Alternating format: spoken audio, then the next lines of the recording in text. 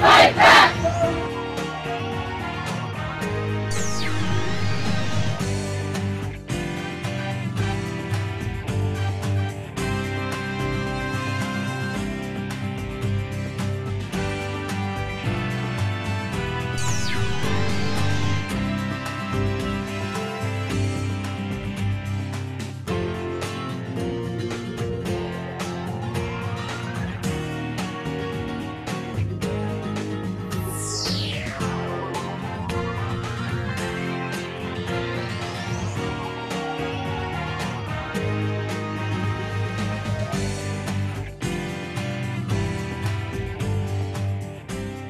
Hey, over at ThomHartmann.com, we've got some really cool stuff. A lot of people don't realize that we produce a daily newsletter, and Sue puts we call it Sue's Daily Stack on there, which is literally a link to every story that I've talked about in the show.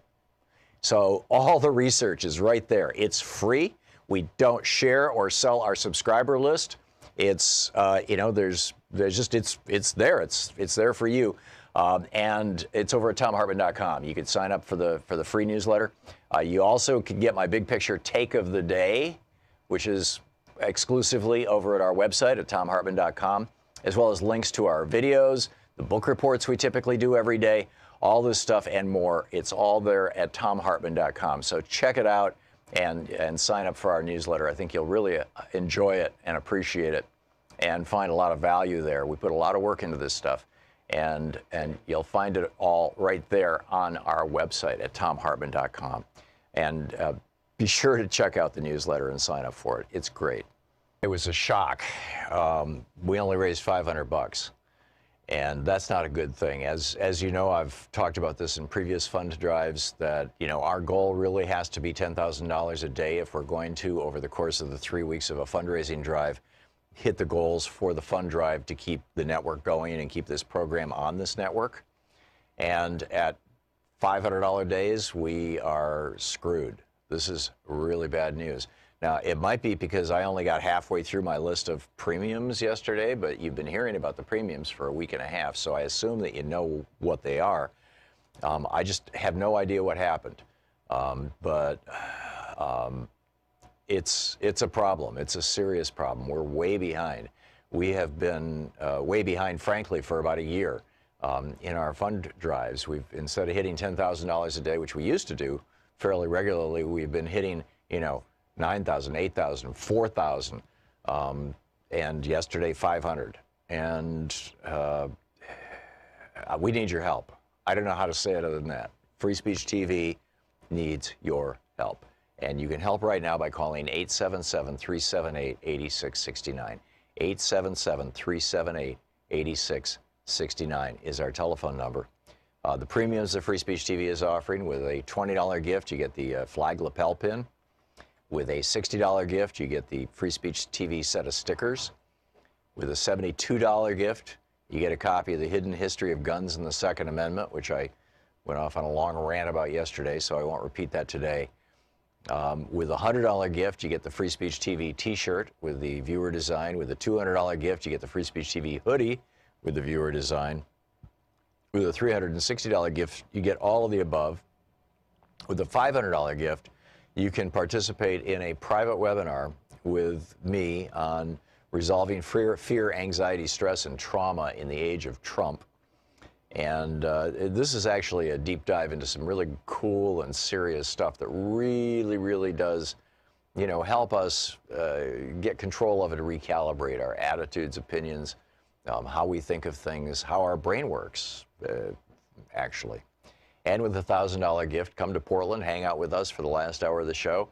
I'll take you to lunch and my treat, and we'll have a good time. So those are the premiums.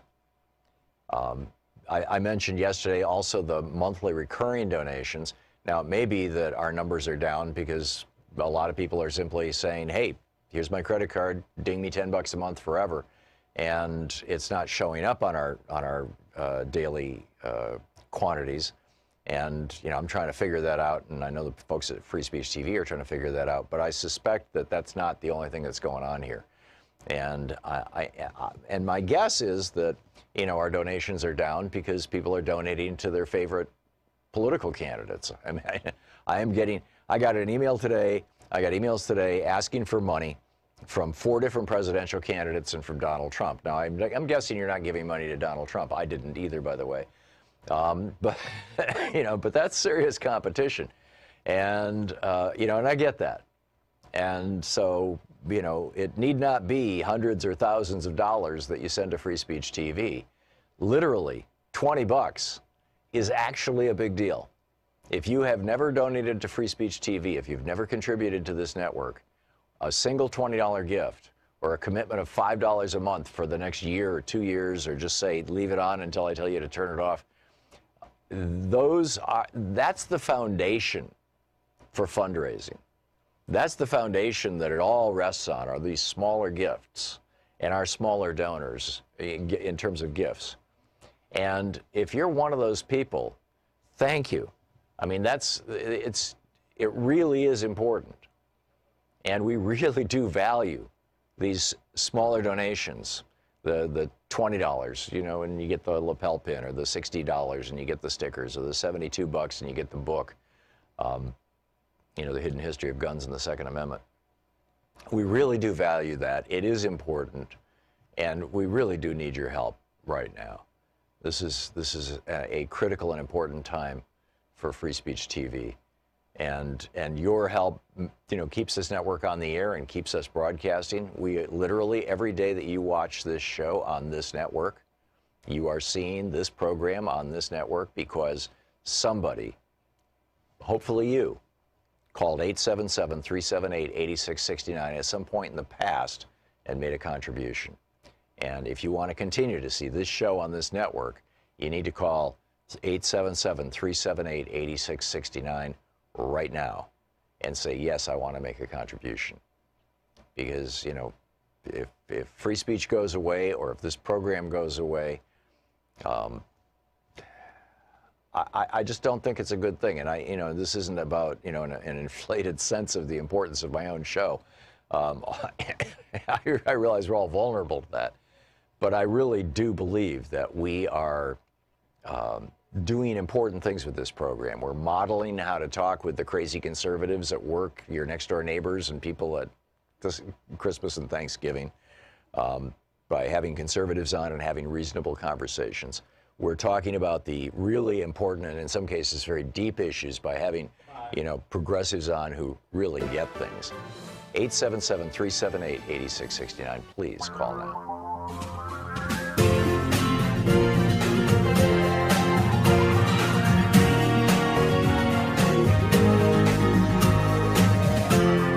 This is the Thom Hartmann Program.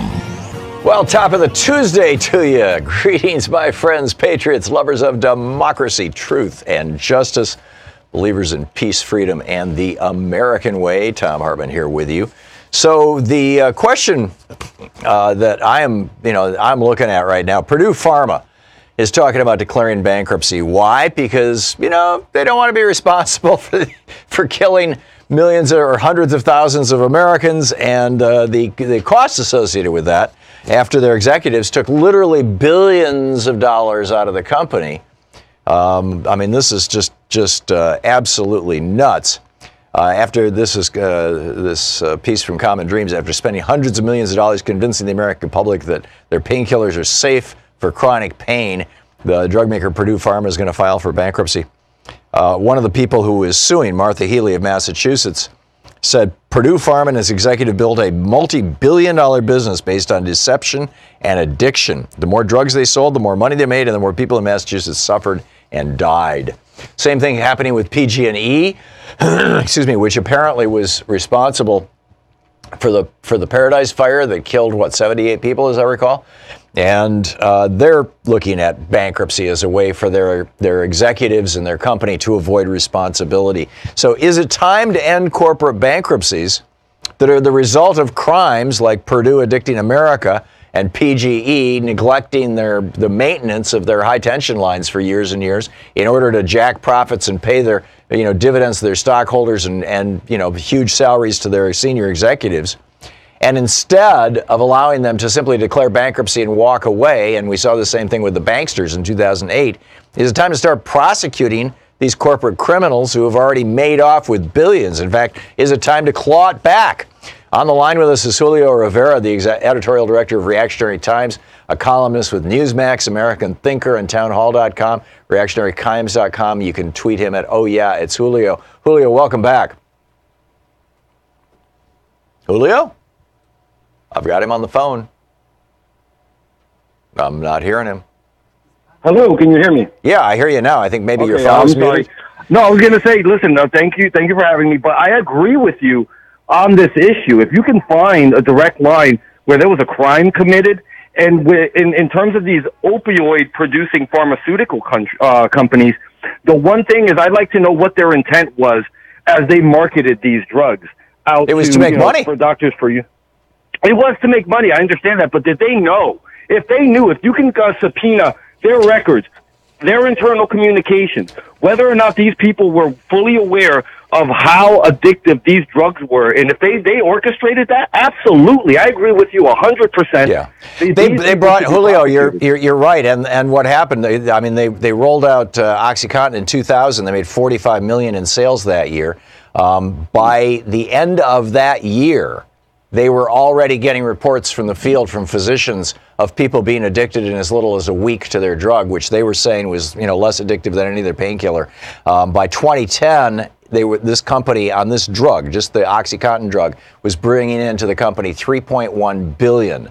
And that was 10 years after they had been warned by doctors that this was causing widespread addiction. So here, I guess the question then, if we're in agreement, Julio, which is, a rare thing, but it's nice to hear, is the party that you're friends with, the Republican Party, seems to be relatively fine with this. In fact, during the 2 years that the Republicans controlled Congress and Donald Trump was president, they actively blocked a series of attempts to hold Purdue Pharma accountable and to hold hearings on this. And they're big advocates of these bankruptcy laws. They say that and this has been going back to Reagan, basically, Ralph Nader was the one who championed this stuff back in the 60s and 70s, which is what led to Lewis Powell's famous 1971 memo, literally identifying Ralph Nader. He's holding us accountable, corporate America, and we've got to do something about this. We need to build out a think tank infrastructure. We need to take control of the courts. Yeah. We need, blah, blah, blah. The whole story. And why is it that the Republicans avoid this like the plague? Because these are not the only two companies. We have to have corporate bankruptcy. Not everybody's out there committing a crime or intentionally defrauding the American people. Sometimes things don't go right in business, and then companies have to restructure. I agree. And they do have to file bankruptcy. I agree. If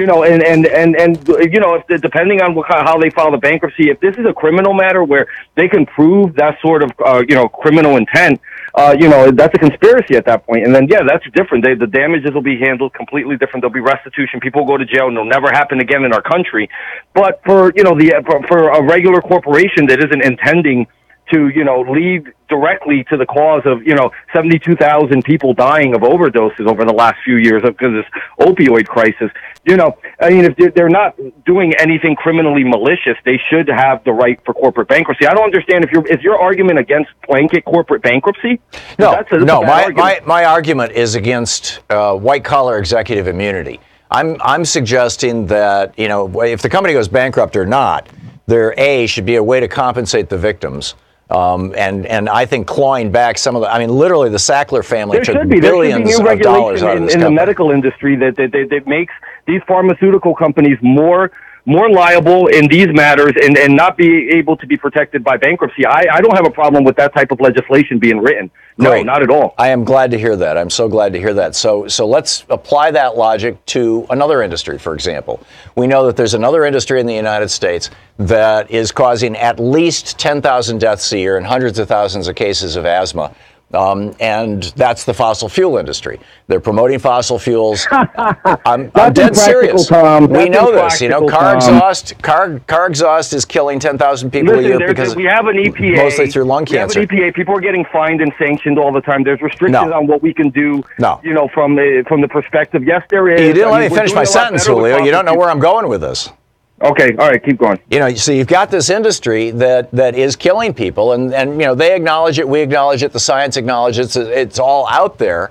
And there are alternatives to this, right? I mean, you know, we could be building. Yeah, but there's not alternatives that don't, in their initiation, require fossil fuels. Well, let me finish my sentence. There are alternatives out there, and they are fossil fuels. There are all, I drive a plug-in hybrid.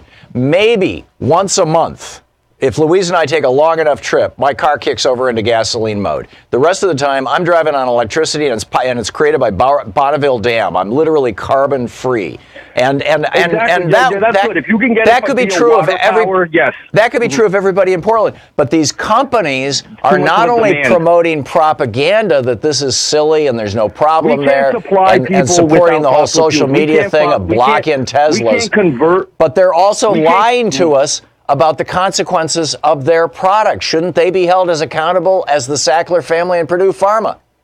No, it's absolutely completely different. It's a necessary thing that we need.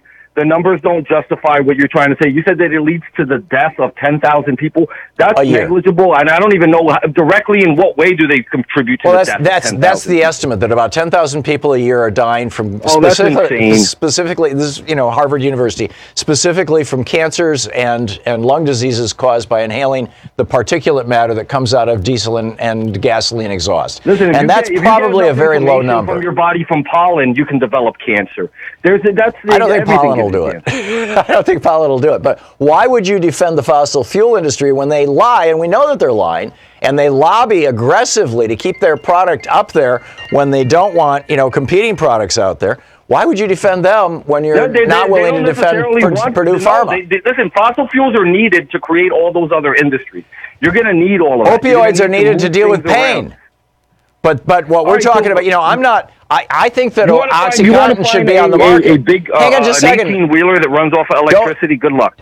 Actually, it's entirely possible, and Tesla has already, made test vehicles to show that it's possible. But not right this second. If we agree, I think we got a little more than 12 years before the world ends, Tom. I think you guys have to stop with hang on just a second, Julio. If you and I are agreeing that that OxyContin should be on the market, that there are people who are in tractable pain, and sometimes narcotics are the only thing that can deal with it, it should be on the market. Yeah, it's just at the end of life. At the end of life, if you're dying, you're terminal, and you just need that humanitarian relief of pain. Yes. Okay, so we're agreeing. Giving it out like candy. OxyContin should be on the market, but a company that lies about it and inappropriately promotes it should be held accountable, and including its executives on a criminal basis.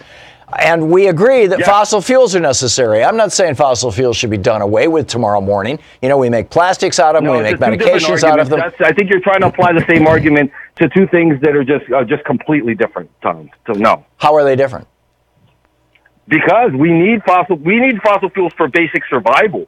We actually literally do. I mean, let's think about it. If right now it's 10 below zero where I'm at right now. Right. If we didn't have fossil fuels keeping my house warm, I'd probably be dead, Tom. So it's a completely different argument.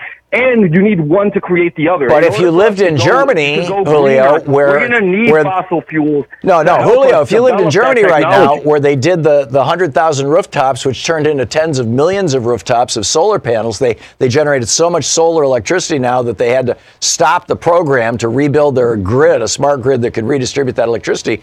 Your home could be being heated by the electricity that the solar panels had captured.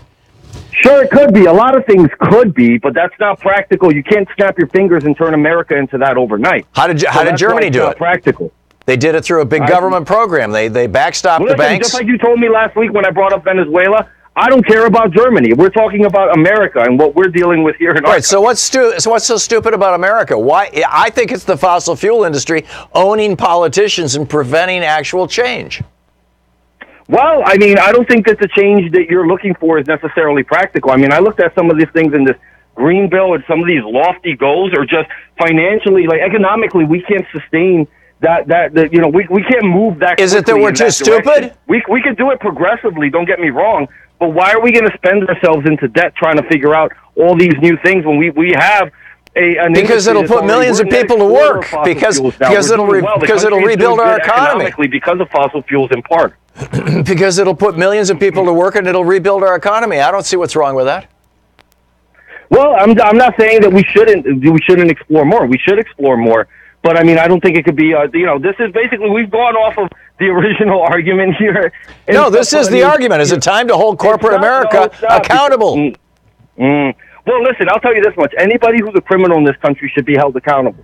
So whether it's opioid, producers, pharmaceutical companies sitting here and lying in the way that they're presenting their new drugs that they're creating and inventing, if they lie to people and they know how dangerous it really is. So if a fossil fuel company like Koch Industries or ExxonMobil lies to people about climate change, then you think they should go to jail?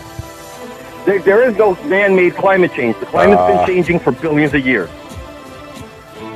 There. Julio, thank you. Hang on just a second. Is the Thom Hartmann Program. Rivera, reactionarytimes.com, his Twitter handle. Oh, yeah, it's Julio. Thanks, Julio. Thank you so much, Tom. Good talking with you. We'll be back.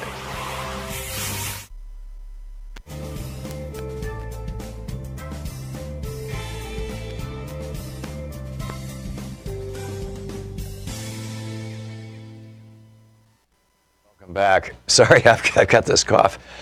Jesse, and this is probably from traveling to Minnesota where it's really cold. Jesse in Miami. Hey, Jesse, what's on your mind today? I'm going to take a pill here while we're talking. Well, it's tough to follow Julio, but it always is. And everything references, making money. The original comment I want to make, is capitalism. Republicans and Democrats really represent one party, how to make money. The end justifies the means. He's talking about being dead, being 10 below zero. He would have a lot of bear skins and buffalo skins on him to keep him warm. Forget the oil. Right. But we need a alternative to capitalist party of Republicans and Democrats. You think the New Deal could say, just go outright and say, hey, capitalism don't work. I mean, we could do better than it's bad, it's bad, but it makes money. We could do good and make money. So you think they could come up with an alternative to it's bad and it makes money? I think that Franklin Roosevelt very rarely talked about capitalism. He did, however, talk about capitalists. And I think that the more that we can identify the billionaire malefactors, what Franklin Roosevelt referred to as the economic imperialists or the economic royalists, the more we can identify them and make it about how they're trying to mess with our country and how they've seized control of our country, essentially, the better, I think. Yeah, no, I would agree. But we have to make the argument that, these bad guys is using the cover of saying, well, we make money. And your guys who want to do good or be socialists, that don't make no money. Like you said, talking about, can we go back and give up our lifestyle now? And it would be just too drastic. They use that argument, and how can we counter it by saying, hey, we survived without oil for thousands of years. Yeah. I mean, instead of doing it that way, Jesse, I would think the best way to counter it would be to say, it was tough for the buggy whip manufacturers when we moved to cars. It was tough for the companies that made rotary dial phones when we moved to touch tone. It was tough for the just fill in the blank. I mean, technology moves along. It was tough for the radio industry when television came along. That doesn't mean that you don't embrace change. It doesn't mean that you don't move forward into the future. It doesn't mean that you don't do a Green New Deal and build out a green infrastructure. Wind and solar, which are working all over the country right now. Texas and Iowa are getting more than 20% of their electricity now from wind and solar. I agree, but the one thing that counters everything is everything has to be done at a profit, and that's what drives us crazy. Because these things could be done just because we need to do them, but why do we need that? Yeah, but but Jesse, if you had started a small company in Miami there, putting solar panels on people's houses, wouldn't you want to make a profit? No, it's a profit defined between having something good to live by, between having something bad to live by. Most small companies don't actually show a profit. Mine never does, I can tell you. But you take the money out as pay. I mean, you would want to do that, wouldn't you, Jesse? price of extinction? No way. No, I'm talking about putting up solar panels. Well, okay, we're out of time. Jesse, thanks for the call.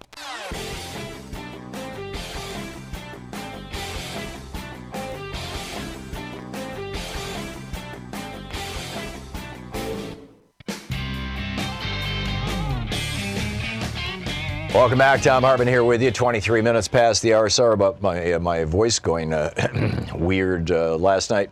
For the first time in a long time, for the first time in, I think, weeks, I ate some pizza with cheese on it. It's like, whenever I eat cheese, this happens. Oh, my. So, yeah, not a good thing. I need to go back to veganism. Okay, so we were talking about Purdue Pharma. Julio and I, and then we talked about basically holding corporations accountable. Is it time to hold corporations accountable? I'd like to take that a step farther because, with Purdue Pharma, they were lobbying both, lawmakers and doctors. Doctors to promote their products, lawmakers to protect their asses, right? I mean, this is what they were doing to keep from any kind of legislation that would stop them. This is what Purdue Pharma was doing.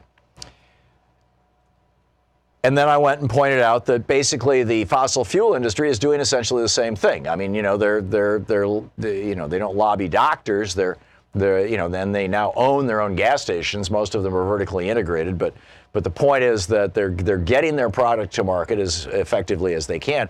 But mostly they are through advertising, through the court of public opinion, and of course through owning politicians.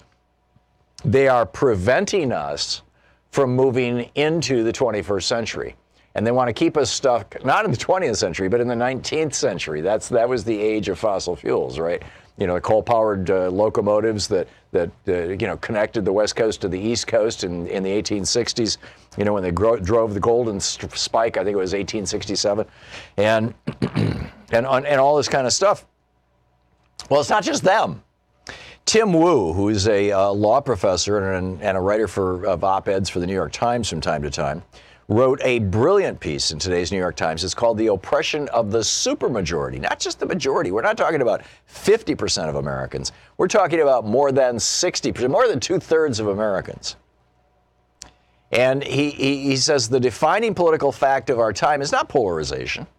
It's the thwarting of the largely unified public.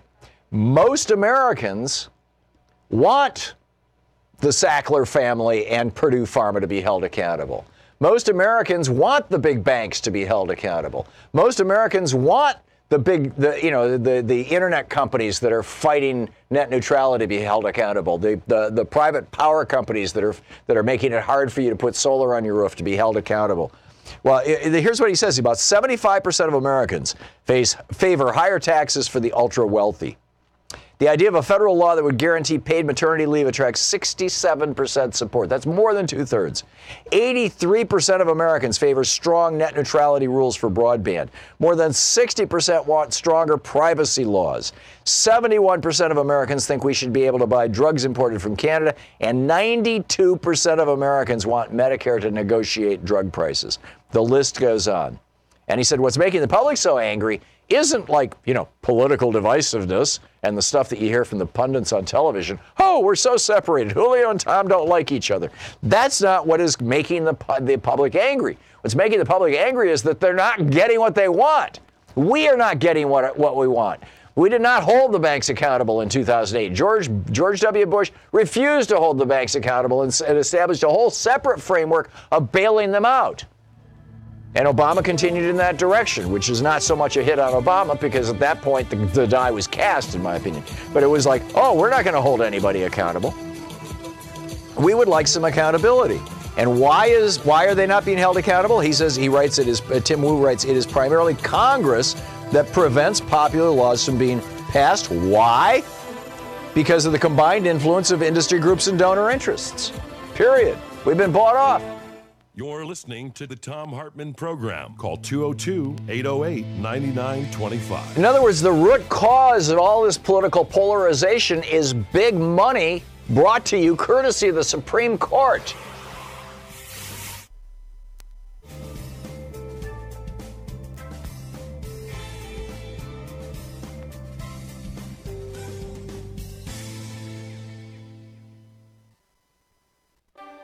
It was a shock.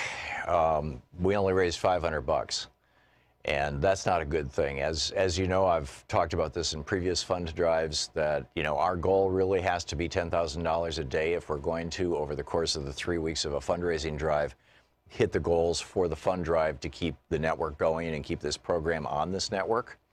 And at $500 days, we are screwed. This is really bad news. Now, it might be because I only got halfway through my list of premiums yesterday, but you've been hearing about the premiums for a week and a half, so I assume that you know what they are. I just have no idea what happened. It's a problem. It's a serious problem. We're way behind.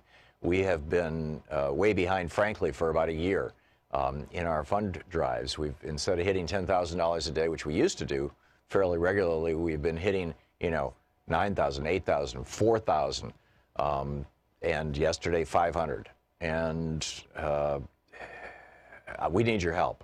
I don't know how to say it other than that. Free Speech TV needs your help. And you can help right now by calling 877-378-8669. 877-378-8669 is our telephone number. The premiums that Free Speech TV is offering: with a $20 gift, you get the flag lapel pin. With a $60 gift, you get the Free Speech TV set of stickers.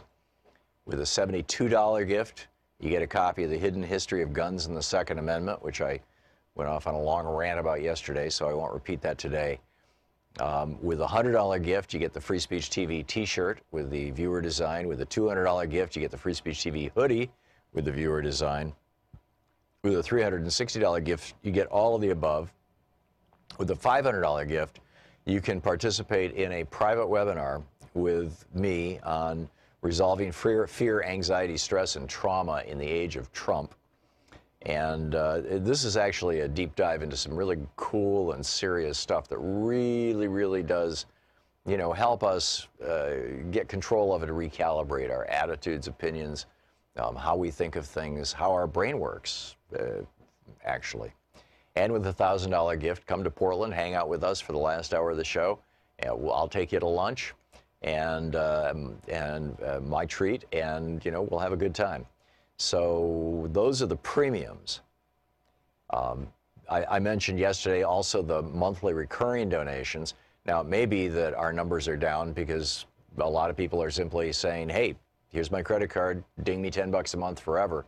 And it's not showing up on our daily quantities. And, I'm trying to figure that out. And I know the folks at Free Speech TV are trying to figure that out. But I suspect that that's not the only thing that's going on here. And and my guess is that, our donations are down because people are donating to their favorite political candidates. I mean, I got an email today. I got emails today asking for money from 4 different presidential candidates and from Donald Trump. Now, I'm guessing you're not giving money to Donald Trump. I didn't either, by the way. But but that's serious competition, and and I get that. And so, it need not be hundreds or thousands of dollars that you send to Free Speech TV. Literally, $20 is actually a big deal. If you have never donated to Free Speech TV, if you've never contributed to this network, a single $20 gift or a commitment of $5 a month for the next year or 2 years, or just say, leave it on until I tell you to turn it off, that's the foundation for fundraising. That's the foundation that it all rests on, are these smaller gifts and our smaller donors in terms of gifts. And if you're one of those people, thank you. I mean, it really is important. And we really do value these smaller donations, the $20, and you get the lapel pin, or the $60 and you get the stickers, or the $72 and you get the book, The Hidden History of Guns and the Second Amendment. We really do value that. It is important, and we really do need your help right now. This is a critical and important time for Free Speech TV. And your help, keeps this network on the air and keeps us broadcasting. We literally, every day that you watch this show on this network, you are seeing this program on this network because somebody, hopefully you, called 877-378-8669 at some point in the past and made a contribution.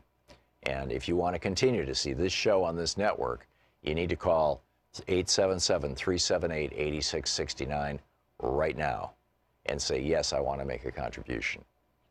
Because, you know, if free speech goes away or if this program goes away, I just don't think it's a good thing. And this isn't about, an inflated sense of the importance of my own show. I realize we're all vulnerable to that. But I really do believe that we are doing important things with this program. We're modeling how to talk with the crazy conservatives at work, your next door neighbors and people at Christmas and Thanksgiving, by having conservatives on and having reasonable conversations. We're talking about the really important and in some cases very deep issues by having, progressives on who really get things. 877-378-8669. Please call now.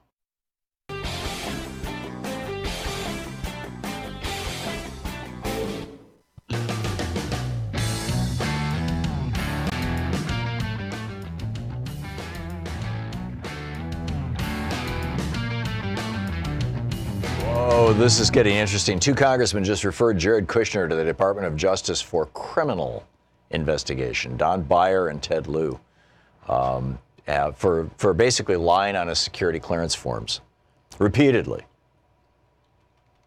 This is getting very interesting. Anyhow, let's pick up your phone calls here. Corey in Seattle. Hey, Corey, what's on your mind? Hey, take off speaker. Hey, so Julio's last point was that there is no man-made climate change, and so therefore ExxonMobil shouldn't be held accountable. Right. But didn't their own memos think that there was climate change? Yeah, so back in the 70s and 80s. Yeah, so and Shell Oil is right now openly talking about climate change and talking about how they're trying to be one of the leading companies in the transition to clean energy. Right. So my point is, wouldn't they be criminally liable for moving forward with the thing that they thought was going to harm people, even if it didn't turn out to be true? And I mean, obviously, there's man-made climate change as far as I've been convinced. Yeah. Yeah. Interesting question, Corey. Interesting. Yeah. Question. Anyways, I just thought of that as I was listening. But I wanted to ask you. So I know your father was a conservative. And since the 2016 election, I was as surprised as everybody else that Trump won. And I've been trying to listen to more conservatives, just so I don't feel like I'm in my own bubble. I'm curious, are there any conservatives that you listen to that your hair doesn't completely set on fire immediately? And I wanted to ask you about steel manning conservatives when you talk to them rather than straw manning conservatives. Say that again, about what manning them? Oh, steel manning. This is one thing that I actually picked up from listening to some conservatives. They were what they called it steel manning. So rather than taking the other side's weakest argument and tacking the crap out of it, straw manning, they say, straw manning is when somebody presents a phony argument. Well, sure. Hey, Ocasio-Cortez wants Hawaii to build a railroad to California. I mean, that literally has been said by a number of Republicans now. And it's not only not part of the Green New Deal, but it's a straw man. Okay. Well, what I was talking about is steel manning. So you think you take what you consider the other side's best argument and you go from there and you put it in their perspective. And I think that's a really, really good way to start a conversation. I heard a conversation between, I think it was maybe Dave Rubin and Sam Harris or something like that. But that's how they started a conversation. I thought that was really interesting. And I was curious if you could try it out sometime. Okay, give me an example of how I could have done that in the talk I just had, because I'm still not clear. I'm not trying to take you to task for that. No, I get it. You're not trying to take me to task at all. But if I can learn something from this, I'm all in favor of it. I actually only picked up or only started listening in the middle of that last interview, so I didn't hear much of it. But okay, great. Corey, thank you. You asked conservatives that I listen to. It's I used to drive to work, and actually before we moved to D.C. So the last time I lived in Portland, when we lived in Portland, so that was 10 years ago or thereabouts. Louise and I used to drive to KPOJ, where we did our show from. And on the way there and on the way home, we would listen sometimes to right-wing talk radio. And the two hosts that I think are actually really good talk show hosts, even though they're their points make me want to scream and climb the walls from time to time, are Rush Limbaugh and Michael Savage. And Limbaugh for the way that he spins the news, and Michael Savage is just I think he's a talk radio genius. The way that because he tells stories, he puts things in a story context. The other person that I really like to listen to, because I think he's frankly a better talk show host than I am, he's absolutely brilliant, is Joe Madison. Although Joe is on the air way before I am. He's on Sirius XM from 6 a.m. to 10 a.m. I think, and so it's hard for me to catch his show these days. But those are the people that I believe are really genuine talents in this industry. So if you want to examine style and stuff like that. Corey, I need to move along. Yeah. Thanks a lot. Can I share who I've been listening to real quick? Say what? Can I share who I've been listening to real quick? I've listened to a little bit of Ben Shapiro. He sets my hair on fire, but I know that a lot of people are listening to him, and it really makes me feel like I'm, when I listen to him and I talk to a Republican, I hear a lot of those points, and then I'm able to talk to him a little better. Yeah. He used to come on this program and debate me, but he hasn't done it in years now. So. Oh, I was gonna. Yeah, that'd be awesome if you did that one time. Yeah, he's not willing to do it anymore. Dave Rubin is also a pretty decent one, and so your listeners, y'all should pick up the Joe Rogan podcast. If you have a 3 hours long-form podcast, really good, interesting discussion. Okay. Thanks for your time, Tom. Corey, thanks a lot. Great Bye. program. Jesse in Greensboro, North Carolina. Hey, Jesse, what's up? Hey, Tom. Pleasure to call the show as always. Love Thank the you. show. Hey, I kind of came in kind of like did the last mid to tail end part of Julio's argument. Yeah. Now, here's what I want to address, and I'm going to go ahead and say this. Julio seems like he might be amenable to actual good scientific common sense when you present it in a way the way he can get it. But I think his biggest problem is that he's still trying to toe the party line of conservatives. And from my little small debates I've had with conservatives about climate change, they'll say, well, the climate's been changing for billions of years. I'm like, yeah, true, but here's the thing, though. It hasn't changed in such a rapid rate until we started using fossil fuel. Correct. One guy tried to tell me, well, I think solar cells are expensive. I said, okay, I'll tell you what. The path to hell is paved with your own fear of something being expensive. I said, let me break something to you. I was like, look, let me break something to you real quick. You're talking to a former mechanical engineer who went to university, who did take 2 physics classes, who does have an idea about nuclear technology. Nuclear technology is not inherently dangerous unless you split the atom, creating fission, making a nuclear bomb. Fusion is when you put the atom together and you can produce power. The sun itself is a naturally recurring fusion reactor. So I'm like, all right, people, you guys want to hear common sense, just read the science book and realize that a lot of what the science does contradicts your little scary opinion. Yeah.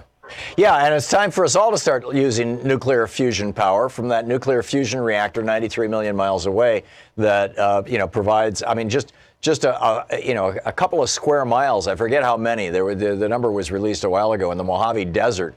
If it was turned into a giant solar farm, could power all the power needs of Southern California. We've got more. We have so much solar potential in the United States, particularly south of the Mason-Dixon line, but really all over the country. I mean, Germany has done this, and they're cloudier than Michigan, which is one of the cloudiest states in the United States because of the lake effect off Lake Michigan. So spot on, Jesse. Well said. Thank you very much. Georgia in Fort Bragg, California. Hey, Georgia. Thanks for listening to 107.7. What's up? I just wanted to ask if Suboxone was made by Purdue. I think that the oxycodone problem is precipitated to give them a place to market their anti-addiction. So Suboxone, if I'm pronouncing that right, is the drug that is given to people to stop overdoses, or is that the drug that you use to wean people off? No, that's something else. This is a treatment for addiction, a pill. So this stops withdrawal symptoms and things like that, or makes it makes people sick when they take narcotics. Makes the brain more satisfied without the OxyContin. Right. Okay. I don't know if that's made by Purdue or not. I have no idea. It just seems they've developed a market for addiction. Yeah. I think this was just good old-fashioned greed. They had a new narcotic. It was a very, very effective painkiller, and but it was very effective because it was very close to heroin. I mean, heroin is the most effective of all the painkillers.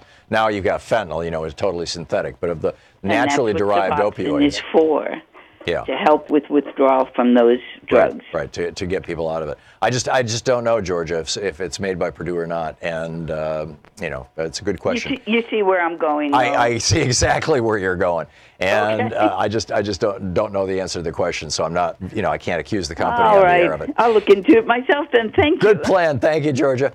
Jim in Poway, California. Poway, you got it. Hey Jim, I'm sorry, I missed my break cue. Senator Jeff Merkley is going to be with us in a few minutes. I'm going to put you on hold, and we'll come back to your call in a little bit, or perhaps in the next hour.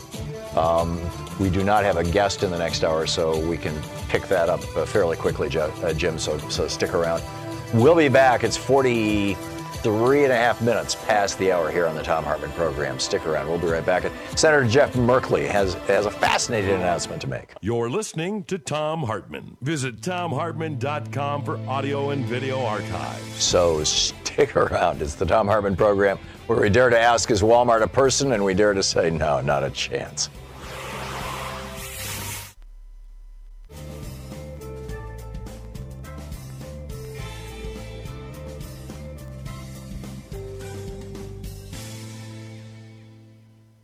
And welcome back. And by the way, Sean looked it up.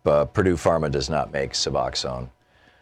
Johnny in Lamarck, Texas. Hey, Johnny, thanks for watching Free Speech TV. What's up? Hi, Tom. Yeah, for that busy day today. Yeah. Listen, I've got a simple answer for Julio Rivera. Is that his last name, Rivera? Yeah. Your guest earlier? Yeah. Okay. Well, Republicans, they love to do the reverse game on us all the time. He says it's not practical for solar energy in regards to the way Germany or anybody does it, for that matter.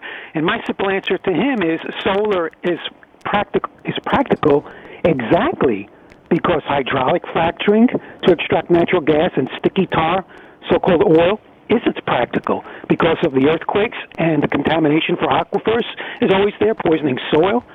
And what's not practical is safe storage of radioactive nuclear power plant waste. These things are not practical. And coal waste is contaminating groundwater. Yeah, the groundwater, that's what I just said, aquifers. No, I'm talking about the coal waste also. You've got this coal ash from these coal-fired power plants, and it's contaminating. I forgot that too. That's right. Literally, 9 out of 10 of them are contaminating the groundwater, the communities in which these coal-fired power plants exist. Yeah. I wish I could afford to get rid of this magic check so we could have a decent conversation. Yeah, I'm sorry, Johnny. Johnny, I got to move along. But thanks for the call. You're absolutely right. Germany is the example. Morris in Long Beach, California, listening on KPFK. Hey, Morris, what's up? Hey, Professor, I could have swore you were talking about the book Dreamland. Yeah. But anyway, I wanted to ask Mr. Cory Booker, who got funded or financed by Big Pharma, if he thought the Sackler family should go to jail like El Chapo has gone to jail, or is there a difference between the two, in his opinion? But this is a serious, serious problem, this drug thing. And the biggest problem we got, Professor, is this.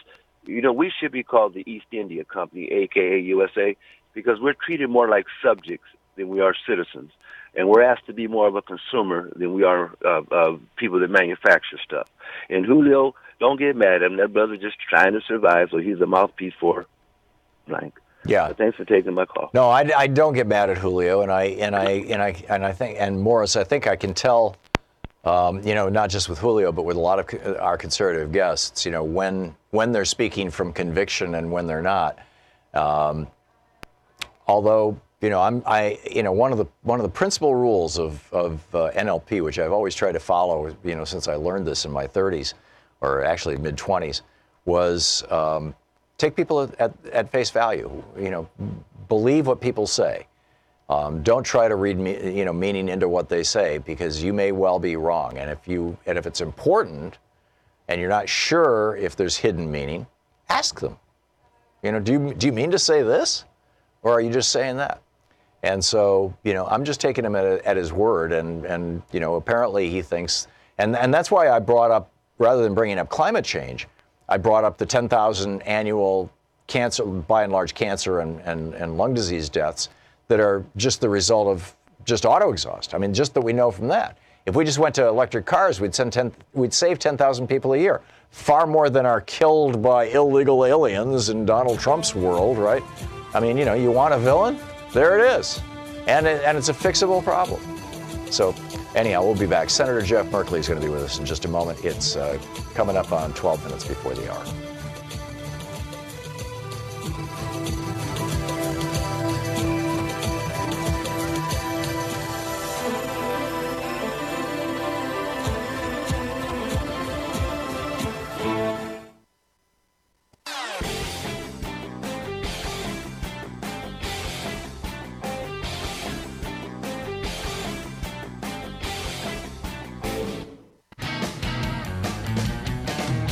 And welcome back to the Thom Hartmann Program, the true people's media. On the line with us is my senator, one of my two senators, Senator Jeff Merkley, one of the really genuinely great guys in the U.S. Senate, one of the true progressives, a genuine progressive hero, a guy that I think would make a great president. And Senator Merkley, welcome back to the program. Oh, thanks so much, Tom. Good to be with you. And I understand that you made a decision here about whether to run for president. And well, let me just hand it to you. I saw your video this morning, and if you could recap the points you made in it, it was so brilliant. I was going to play it on the air if we couldn't get you live, because but it's here. Let me hand it to you. Well, thanks. And I've been fully exploring the 2020 primary, pondering how can I best use these few years that I have on the planet to make the world a better place. Is it running for re-election to the Senate and fighting to elect others? Is it running for president myself? And I came to a decision that, in fact, I am not going to run for the presidency. I am going to run for re-election. It just comes down to this. We have these three really big crises. We have a democracy crisis with gerrymandering and voter suppression and dark money. We have a climate crisis with carbon pollution driving climate chaos. And we have a crisis in terms of investing in the foundations for thriving families, healthcare, housing, education, living wage jobs. And we can have the best president in the world, combine FDR and JFK and whoever else your heroes are, and still get nothing done if we don't turn the Senate into a place that can actually function as a legislative body. And so I feel that's where my ability to be on the battlefield in a positive, productive way is to help with that battle in the Senate. Well, I applaud you, and if there's ever anything that we can do, with this program to help you in that work, just give us a shout. The door is literally always open here for you. What are the things that, in your opinion, forgive my voice here, it's kind of going out. What are the things, in your opinion, that are before the Senate, that are before you, that should be our highest priorities right now? You just identified three broad areas, but is there specific legislation in any of those areas that people should be jumping on board about? Are there any calls to action, things that you would like people to call their senators? The congressional switchboard is 202-225-3121 to promote. I know you've been doing a lot of work and been down to the southern border, and you've been down to some of these child detention centers, for example. You have been a hero in highlighting that issue. And now we're seeing just the incredible damage that's being done to these children. 2 of them have died now at the hands of the Trump administration. But what's your list? Yes, so I really encourage people to help the House right now get key bills passed, even though at this moment the Senate will be a graveyard, I'm sorry to say, because Mitch McConnell is not interested in taking on the issues of housing or health care or education or infrastructure even for that matter, or living wage jobs. He's not interested in putting things on the floor that will address gerrymandering or voter suppression or dark money, all of which have to be addressed. He's certainly not interested in taking on climate through we have a huge number of tools that we can deploy. So the House is going to be the place I encourage people to really push their House members. We need to lay out an agenda there that will set the foundation for the 2020 battles to come.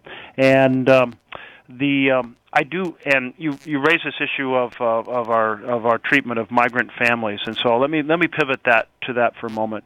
I'm going to be going back down to the border to visit another so-called temporary child prison in Homestead. It's a prison that's being expanded. I pushed for Tornillo to be shut down. It was shut down. I'm going to go down to across the border into some of the encampments where we're shoving people back across the border. It comes down to this. We are treating those fleeing persecution around the world as criminals, and we should never treat people in that fashion. These are refugees, are they not? Oh, what's that? These are refugees, are they not? They're refugees. They're refugees. They're refugees from war, from economic disasters, from natural disasters, from religious oppression. They're refugees, and we are a nation of immigrants. We should understand and want those refugees to be treated as we would have wanted our ancestors to be treated, with respect and decency, as a way to an asylum hearing. And the children, I mean, we had in December 15,000 children in Trump's child prison system across the country, and he's had these internment camps, and he wants to expand them. We're not even doing basic health care when migrants come across the border, which is why those 2 children died. I went down with the Hispanic caucus to look into that. Turns out when the administration says they're doing wellness checks, that's not a wellness check. What they're doing is asking a room full of refugees if anyone needs assistance. That's what they call wellness checks. They don't take the temperature, ask the children when they last ate, ask if they're feeling ill, or any just the basics of a true wellness check. And thus, and quite frankly, here's the thing: when you ask a room full of refugees if anybody needs help, nobody speaks up, because they're afraid of being separated from their family members. They're afraid of being singled out, and so that's another piece of the puzzle where just the Trump team is getting completely wrong. But they are treating these refugees as political pawns, and they're willing to inflict trauma on children as part of a political strategy, and that is just an evil, evil thing. Yeah. Well, and it's not just a political strategy. I mean, John Kelly came right out and said, basically, I'm not even paraphrasing, I'm rephrasing, but basically he said, if we can inflict enough pain on parents and their children, it will cause other parents with children to say to themselves, I'm not willing to go there and endure that pain. I'm not willing to take that chance. And that seems to me like it's so contrary to traditional American values that it's shocking. And yet the Republican Party has wholly embraced it. No, absolutely. And he said that in March 2017 when the administration was new and he was still Homeland Security Director. Now we have a Homeland Security Director who says there's no deterrence plan. There's no child separation policy. She just absolutely lies to the American people and lies to Congress. If I can, Tom, I wanted to pivot, if I can, to talk a little bit about the Green New Deal. Yeah, go for it. You got it. This last minute is yours. Here is the heart of it. We have a massive carbon pollution problem driving climate change at an accelerating pace. It's hurting us everywhere. The Green New Deal says, 1, recognize we have a big problem. 2, that we have to go fiercely and boldly into addressing it. And 3, don't leave behind. And of course, of creating millions of jobs, taking on this challenge, don't leave our frontline communities or our rural communities behind. That's the essence of it. That should make sense to everyone, and we've got to do it.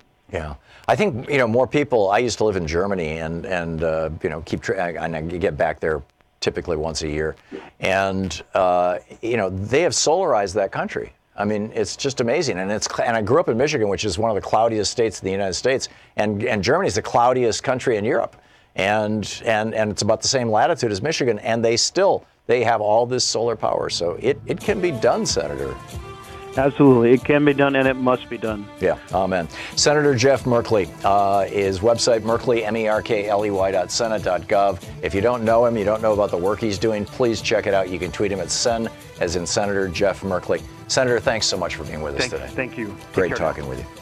We'll be back. We're going to pick up, the topics that we've been talking about, and we're also going to get into the flu.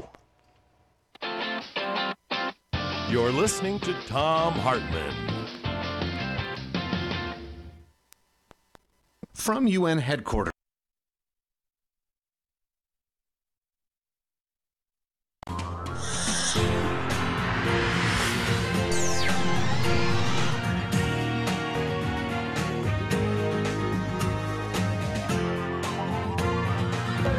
We say fight back!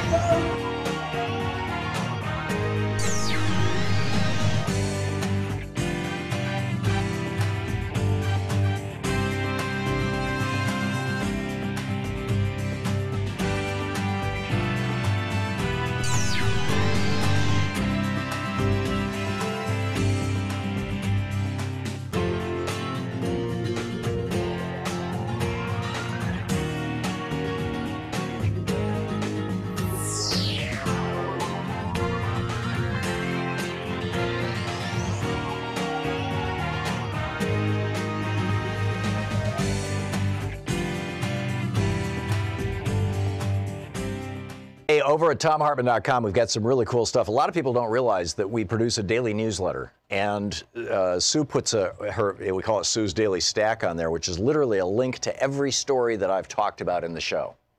So all the research is right there. It's free. We don't share or sell our subscriber list. It's there's just it's there. It's there for you. And it's over at ThomHartmann.com. You can sign up for the free newsletter. You also can get my big picture take of the day, which is exclusively over at our website at ThomHartmann.com, as well as links to our videos, the book reports we typically do every day, all this stuff and more. It's all there at ThomHartmann.com. So check it out and sign up for our newsletter. I think you'll really enjoy it and appreciate it and find a lot of value there. We put a lot of work into this stuff. And you'll find it all right there on our website at ThomHartmann.com. And be sure to check out the newsletter and sign up for it. It's great. It was a shock. We only raised $500, and that's not a good thing. As you know, I've talked about this in previous fund drives, that our goal really has to be $10,000 a day if we're going to, over the course of the 3 weeks of a fundraising drive, hit the goals for the fund drive to keep the network going and keep this program on this network. And at $500 days, we are screwed. This is really bad news. Now, it might be because I only got halfway through my list of premiums yesterday, but you've been hearing about the premiums for a week and a half, so I assume that you know what they are. I just have no idea what happened. It's a problem. It's a serious problem. We're way behind. We have been way behind, frankly, for about a year in our fund drives. We've, instead of hitting $10,000 a day, which we used to do fairly regularly, we've been hitting, $9,000, $8,000, $4,000, and yesterday 500. And we need your help. I don't know how to say it other than that. Free Speech TV needs your help. And you can help right now by calling 877-378-8669. 877-378-8669 is our telephone number. The premiums that Free Speech TV is offering: with a $20 gift, you get the flag lapel pin. With a $60 gift, you get the Free Speech TV set of stickers. With a $72 gift, you get a copy of The Hidden History of Guns and the Second Amendment, which I went off on a long rant about yesterday, so I won't repeat that today. With a $100 gift, you get the Free Speech TV t-shirt with the viewer design. With a $200 gift, you get the Free Speech TV hoodie with the viewer design. With a $360 gift, you get all of the above. With a $500 gift, you can participate in a private webinar with me on resolving fear, anxiety, stress, and trauma in the age of Trump. And this is actually a deep dive into some really cool and serious stuff that really, really does, help us get control of it, and recalibrate our attitudes, opinions, how we think of things, how our brain works, actually. And with a $1,000 gift, come to Portland, hang out with us for the last hour of the show. I'll take you to lunch and my treat, and we'll have a good time. So those are the premiums. I mentioned yesterday also the monthly recurring donations. Now, it may be that our numbers are down because a lot of people are simply saying, hey, here's my credit card, ding me $10 a month forever. and it's not showing up on our daily quantities. And I'm trying to figure that out, and I know the folks at Free Speech TV are trying to figure that out. But I suspect that that's not the only thing that's going on here. And and my guess is that our donations are down because people are donating to their favorite political candidates. I mean, I got an email today. I got emails today asking for money from 4 different presidential candidates and from Donald Trump. Now, I'm guessing you're not giving money to Donald Trump. I didn't either, by the way. But but that's serious competition, and and I get that, and so it need not be hundreds or thousands of dollars that you send to Free Speech TV. Literally, $20 is actually a big deal. If you have never donated to Free Speech TV, if you've never contributed to this network, a single $20 gift or a commitment of $5 a month for the next year or 2 years, or just say leave it on until I tell you to turn it off. That's the foundation for fundraising. That's the foundation that it all rests on, are these smaller gifts and our smaller donors in terms of gifts. And if you're one of those people, thank you. I mean, it really is important. And we really do value these smaller donations. The $20, and you get the lapel pin, or the $60 and you get the stickers, or the $72 and you get the book, The Hidden History of Guns and the Second Amendment. We really do value that. It is important, and we really do need your help right now. This is a critical and important time for Free Speech TV. And your help, keeps this network on the air and keeps us broadcasting. We literally, every day that you watch this show on this network, you are seeing this program on this network because somebody, hopefully you, called 877-378-8669 at some point in the past and made a contribution. And if you want to continue to see this show on this network, you need to call 877-378-8669 right now and say, yes, I want to make a contribution. Because, if free speech goes away, or if this program goes away, I just don't think it's a good thing. And this isn't about, an inflated sense of the importance of my own show. I realize we're all vulnerable to that. But I really do believe that we are doing important things with this program. We're modeling how to talk with the crazy conservatives at work, your next door neighbors and people at Christmas and Thanksgiving, by having conservatives on and having reasonable conversations. We're talking about the really important and in some cases very deep issues by having, progressives on who really get things. 877-378-8669. Please call now.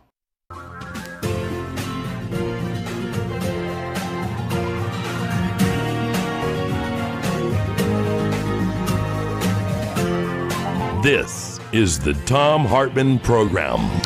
Welcome back. Thom Hartmann here with you. In the previous hour, we had Julio Rivera on debating with me whether we should hold the Sackler family and Purdue Pharma criminally liable. He agreed with me. And so I said, well, then should, because they lied to the American people and they sold a product that was killing people. And I said, well, then how about the fossil fuel industry? And at that point, it was like, whoa, no. But it was an interesting conversation. Senator Jeff Merkley dropped by and announced that he is not going to run for president. He's going to stay in the United States Senate and fight the good fight. He's, my senator, one of my 2 senators from Oregon, and really one of the good guys in Congress.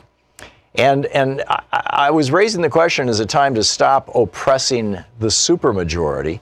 And this from a piece of today's New York Times where Tim Wu points out that while Congress is doing nothing on any of these issues, well, actually, the Senate, the Republican-controlled Senate is doing nothing on any of these issues. The democratically controlled House is actually passing legislation right now on all of these issues. But here's what he says. About 75% of Americans favor higher taxes for the ultra-wealthy. Paid maternity leave, 67% support, 83% support for net neutrality, Over 60% stronger privacy laws. 71% think we should be able to buy drugs imported from Canada. 92% want Medicare to negotiate lower drug prices and so on. And none of that is happening because of Republican obstruction. Now, why is that happening? Not happening because of Republican obstruction? Because the Republicans are owned by right-wing billionaires and the corporations that made them billionaires. It really just comes right down to that. His article is titled "The Oppression of the Supermajority." And so anyhow, we've been talking about those things, and those are still on the topic table, as it were. But I wanted to move along to a couple of other things. Denise Grady, writing in the New York Times earlier this week, that studies of a deadly form of the flu virus are going to resume. They were paused. They were suspended in 2014.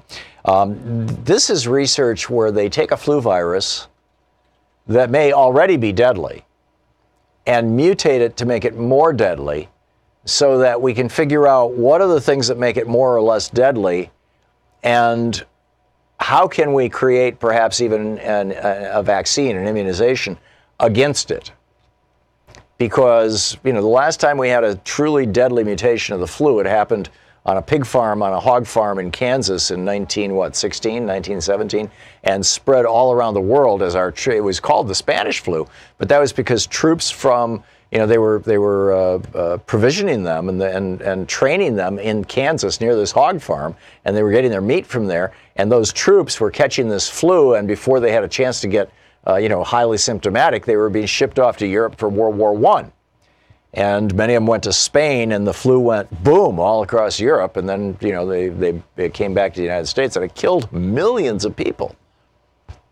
And so these two research teams, one's in Wisconsin and the other is in Holland in the Netherlands, they had been, by our government and the Dutch government, they had been ordered to stop their research in 2014. And now they're being allowed to restart that research. And because apparently they've come up with protocols to deal with these viruses in ways, the main concern was that they would develop a superbug and then it would get out. One of the researchers would get accidentally contaminated and go home, and their family would get it, and before anybody knew it, boom, it's out in the wild. Or that the virus itself might be being transported or something like that, and it might get out. And those are legitimate concerns. But they think that they've got that nailed down. But I've got a larger concern here, and I think it's a really important one, and that is, without a national health care system, with over 30 million people in the United States being uninsured, and another 100 million people having such crappy insurance with such high deductibles and copays that they tend not to go to the doctor when they should, we are sitting ducks for, a flu epidemic or frankly any kind of epidemic of a deadly disease. We're just sitting here waiting for it to happen. And, I think that in the context of this, the possibility of deadly pandemics, epidemics that are worldwide, other countries can deal with that. They have national health care systems. Mexico can deal with it. Canada can deal with it. Costa Rica can deal with it. Ecuador can deal with it. I think Colombia can deal with it. But we can't, because we've got all these uninsured and underinsured people who fundamentally lack access to health care for anything other than screaming emergencies. And typically when you get the flu at first, you don't think of it as a screaming emergency. It's a huge inconvenience, and you feel terrible, and you can't work for a few days. But, most people get through it. But they won't get through one of these deadly flus, and they wouldn't get through the bird flu of 1918. In fact, there's even concern now that some of the graveyards, we talked about this on this program, I think it was a year or so ago. It was in the spring, and as climate change is continuing, and it can get far more aggressive. The farther north you are, the more rapidly the atmosphere is heating. Right? The atmosphere has heated by 5 or 6 degrees Fahrenheit up in the Arctic, whereas it's a little less than 1 degree at the equator. So the closer you get to the poles, the more rapidly climate change is happening. And I'm not sure if that's true of the South Pole as it is the North Pole, and if it has to do with the tilt of the Earth or what. I'm not sure exactly why that is. And it would be a good question to put to Michael Mann, but that is the situation. And so what was happening, and we talked about this, like I said, on the program about a year ago, was that there were these graves in the northern parts of Europe and in central Scandinavia, where people were buried during the winter with the Spanish flu, and they broke the ground and they got them into nearly frozen ground and they got buried, and the ground froze and it never thawed out. And so it was like a deep freeze refrigerator, and now that ground is thawing out, and in fact, in some cases, the ground is liquefying. It's got so much moisture in it, that has been ice for thousands of years, and now it's turning to water, and so it's turning into something that kind of resembles quicksand. And because the coffins are filled with air, in addition to a dead body, these coffins are just rising up to the surface. And, these bodies of people who died from the flu, where the flu virus that infected them may still be viable, are starting to appear. I mean, we could see a repeat of the flu of 1918, and we have no national health care system for this, which takes us back to Tim Wu's piece in the New York Times. And the question that I was asking in the last hour is, when are we going to start doing the will of the supermajority, the vast majority, more than 2/3 of Americans? And when are we going to stop listening to the idiots on network television who sit around, these pundits who sit on these so-called panels for people who frankly should be reporting the news, but instead they're taking one story and saying, oh, let me get my panel on here and we'll talk about this for 5 minutes and we'll get the opinion of a Republican and a conservative Democrat, and we'll try to pretend that we're not actually, it's pathetic. The whole panelization of news. And we're not hearing about this. And, 75% of Americans want higher taxes on the ultra wealthy. When was the last time you heard a panel discussion about that? At least one that didn't ridicule it. As Tim Wu points out, 67% of Americans want guaranteed paid maternity leave. Every other developed country in the world has this. We don't. The state of Washington does. Governor Jay Inslee made sure that happened up there, but the rest of the country, no, sorry. 83% of us want net neutrality. No conversation. No conversation in the media, much less in Congress. 60% of us want stronger privacy laws in the context of that. And, of course, you would apply that to things like Facebook. We're now finding out that Facebook, apparently, if you have two-step authentication, where you give them your phone number so that when you sign in, you put your password in, and then they send you a code to your phone, and you plug in the code so that they know for sure that it's you and you haven't been hijacked, that of course, they're taking your phone number and using it. What are they giving it to their advertisers, or they're selling it? Are they using it to, other people can search for it? I mean, and you can't turn it off. You can restrict it to your friends, but but you can't turn it off. It's bizarre. So 60% of us would like stronger privacy laws. 71% of us think we should be able to buy drugs from Canada. I mentioned a couple days ago the medication, the one medication that I do take, that's now like $100 a month for me, I can buy from Canada for less than $20 a month. And it's the exact same drug made in the exact same factory over in Hyderabad, India. 92% of us want Medicare to be able to negotiate lower drug prices. And yet, we're not hearing any conversation about any of these things in our media, and we're not hearing any action on any of these things coming out of Congress. And this, in my opinion, is an actual crisis. This is fueling anger on the part of average Americans. And Donald Trump in 2016 tapped into that anger. He said to Americans, the system is rigged. And all across America, people were going, you bet your butt it is. I want Medicare for all. And Donald Trump said, we're going to basically give it to you. He said, we're going to do away with Obamacare and replace it with something that is better, that's universal, that's less expensive. Well, the only thing that I know of that beats that criteria is Medicare for all, single-payer health care. Now, or some variation thereof, one of the European systems. Donald Trump promised us that. He got elected. based on that promise. Now, yeah, he lost the election by 3 million votes, but he won the Electoral College based on that promise. He said he was going to bring our jobs home.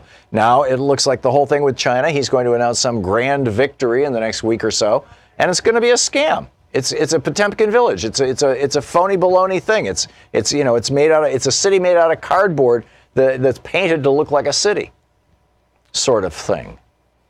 And that's coming. So, what is it going to take for and the reason, of course, and Tim Wu identifies this in the New York Times. The reason why Congress doesn't pass these things is because they're owned by these giant corporations. I would add the reason why the media doesn't talk about these things is A, they don't want to offend the Republican Party because their whole model is having Republicans come on and talk. And B, many of these companies are their advertisers.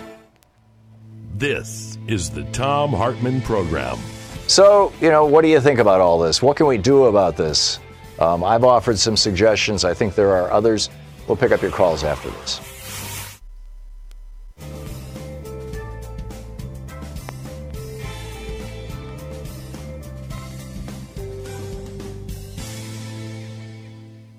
And welcome back. Carol in Menneson, Pennsylvania, watching us on Free Speech TV. Hey, Carol, what's on your mind today? Hey, you had to scare me to death. My husband and I had just watched Stephen King's The Stand about the super flu. Oh, really? I didn't even know he'd written a book about that. Oh, you got to read it. It's great. The Stand, S-T-A-N-D. Mm-hmm. Okay. Yeah, it kills off just about everybody. But that's been my fear for a long time with not having a national health care program. I mean, it's just an epidemic or a pandemic waiting to happen is what it is. Yeah, and this is a national security issue, Carol. Absolutely. I mean, I've talked to people recently this winter about, did you get your flu shot? No, I can't afford it. I don't have the money. Wow. And it is expensive. I mean, I'm on social or Medicare, as I believe you are. Yeah. And I still, in order to get the one that gives you an immune booster, which you can get, mm-hmm. and doesn't have all the bad stuff in it. That's right. Yeah, you can get the double dose. It's twice as much dead flu virus and no aluminum, which is called an adjuvant. None of the stuff that jacks your immune system in ways that are unpredictable and can cause autoimmune diseases, in my humble opinion. That's the word. That's the word I was looking for. But I got that this year because in 1997 I got the flu. I didn't get a flu shot that year. Mm-hmm. And I was sick from Thanksgiving until February. Wow. I thought I was going to die. And after that, I was first in line for the flu shot. Yeah. But I can afford it. That's the problem. I can afford it. Yeah, so many people cannot. And that's a sin and a shame. Yep. I agree. And I have concerns about the way that they manufacture and market vaccines, but vaccines work. And, we did away with polio. We did away with smallpox. We can deal with flu. And particularly now that they have a flu vaccine that's specifically designed for older people, but younger people may be able to get it, that does not have any aluminum in it. So it doesn't mess with your immune system. It just has more of the virus. Louise and I are like, here's our arm, give us the shot. Exactly. I'd take 4 of them if I could. Yeah, there you go. May I say one more thing real quickly before I go? Certainly. We have 50 seconds before we hit the break. I saw Jay Inslee last night on Rachel's show. So did I. What an impressive man he is. Yes. Climate change is his #1 priority, and he has my vote just on that alone. Yeah, and he's been beating that drum for 20 years. I mean, this is not something new for James Inslee, for Jay Inslee. He's been a great governor too. Yeah, he really has. Well, thank you for letting me rant on. My pleasure, Carol. Thank you very much for the call. Bye-bye. It's great to hear from you. Thank you, and thanks for watching us on Free Speech TV. And that's a point. I mean, you would think that you could even have this conversation with Republicans, right? This is a national security issue. I mean, what if it wasn't the flu? What if Kim Jong-un decided that he was going to take out America And the way he was going to do it was he was going to release some, pneumonic plague or something, some new strain of a disease that's highly contagious. The pneumonic form of the plague doesn't require fleas. It's transmitted by coughing, right? Thus, P-N-E-N-U, however you spell mnemonic, as in having to do with the lungs, and like pneumonia, and it's a real disease. We're not ready for that kind of thing.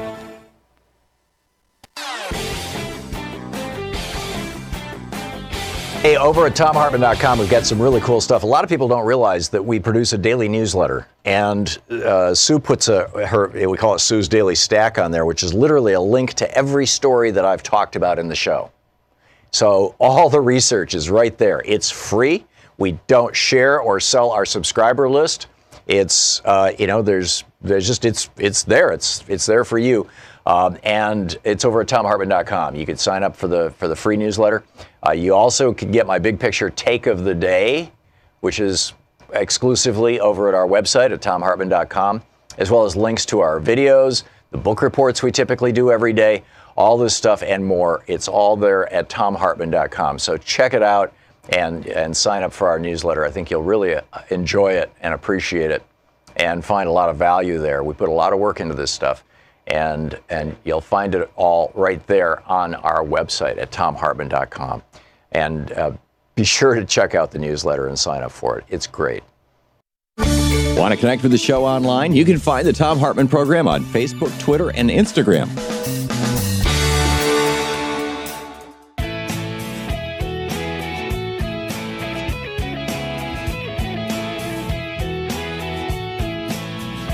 Welcome back. Thom Hartmann here with you, and Dave in Federal Way, Washington. Hey, Dave, what's on your mind? Hey, not too much, Tom. No, this is a great topic. Climate change is a big driver of a lot of this, and I know, like in November 2017, thereabout, the longhorn, what they call the Asian longhorn tick, is now on the continental United States. Yeah, this is the longhorn beetle you're talking that kills the trees, but there's also ticks are moving as a consequence of climate change.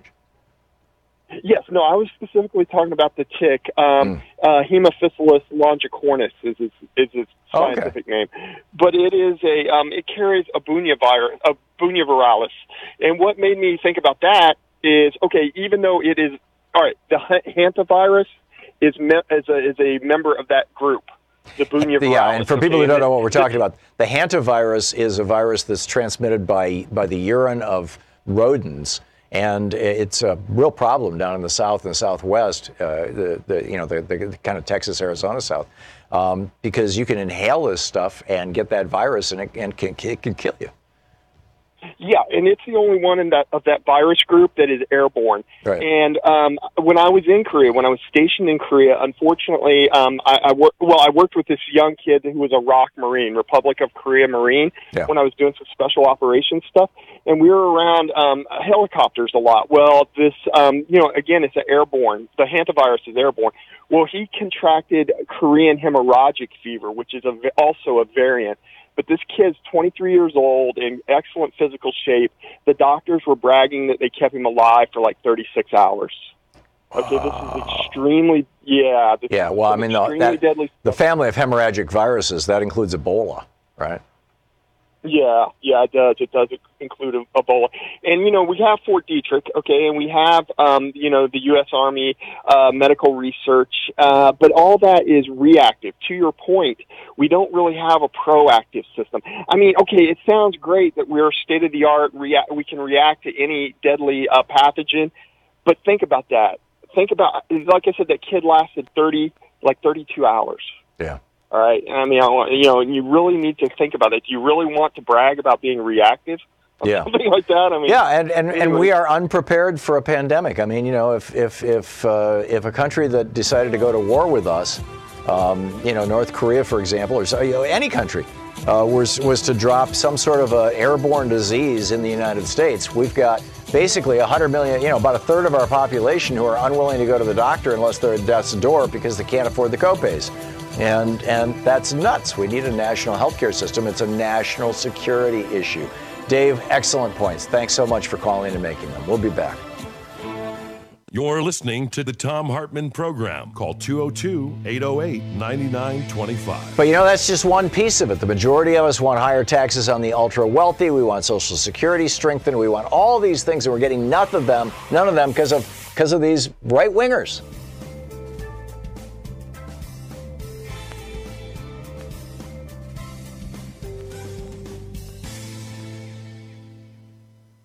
It was a shock.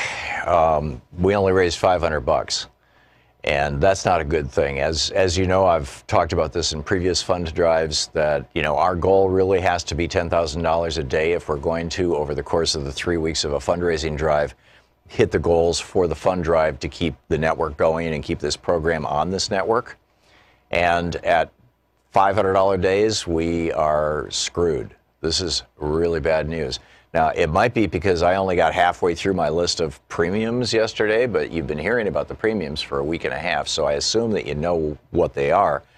I just have no idea what happened. But it's a problem. It's a serious problem. We're way behind.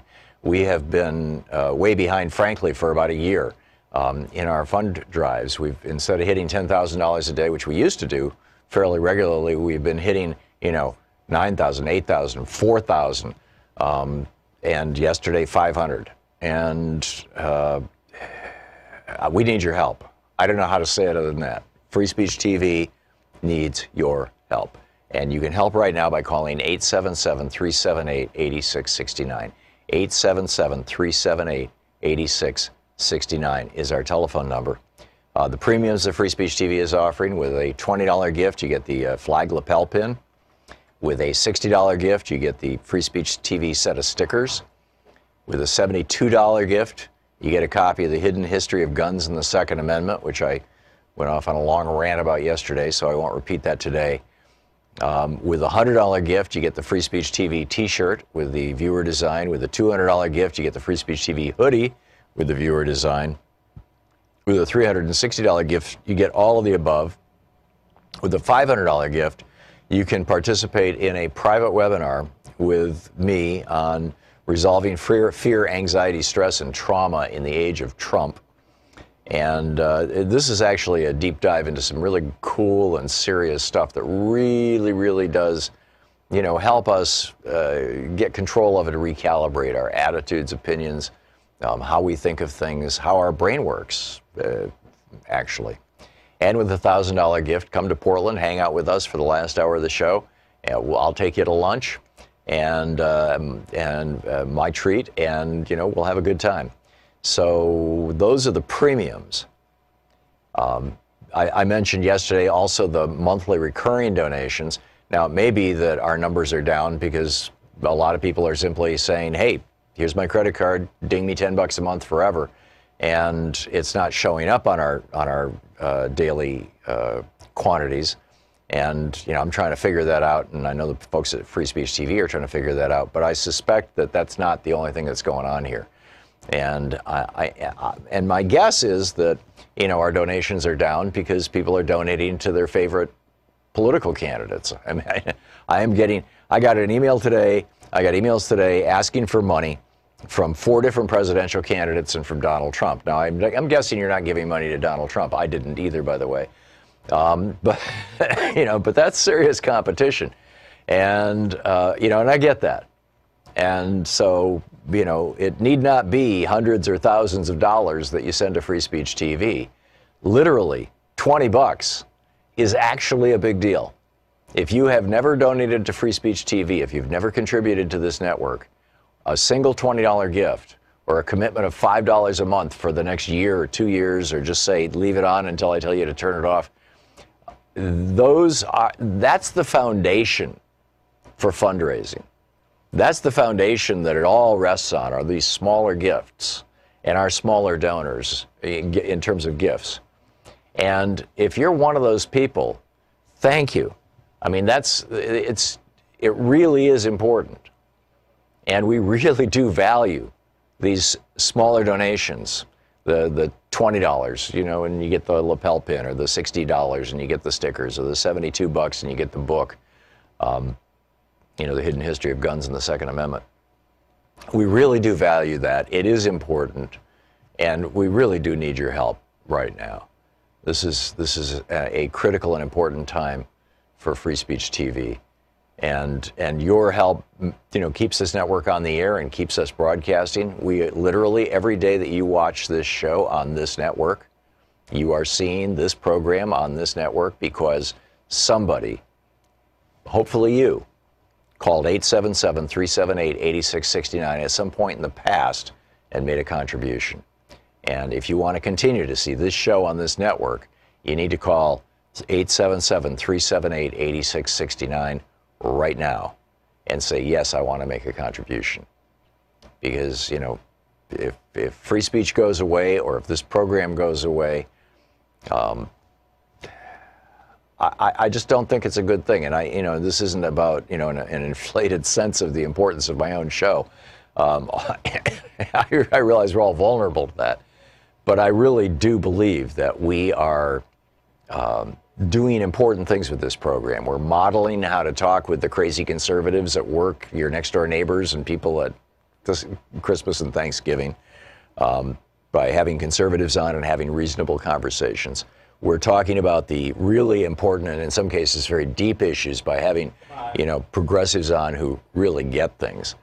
877-378-8669. Please call now.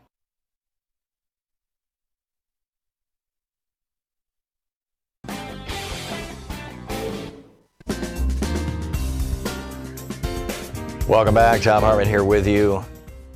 Sean, can I tell that story? Sean just got a call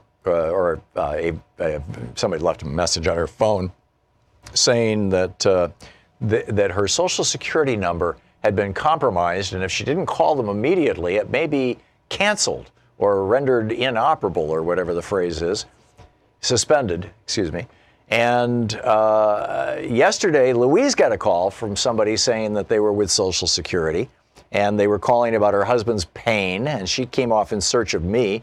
And I was like, this is a scam. And they, oh, yes, this is the Social Security Assistance Administration.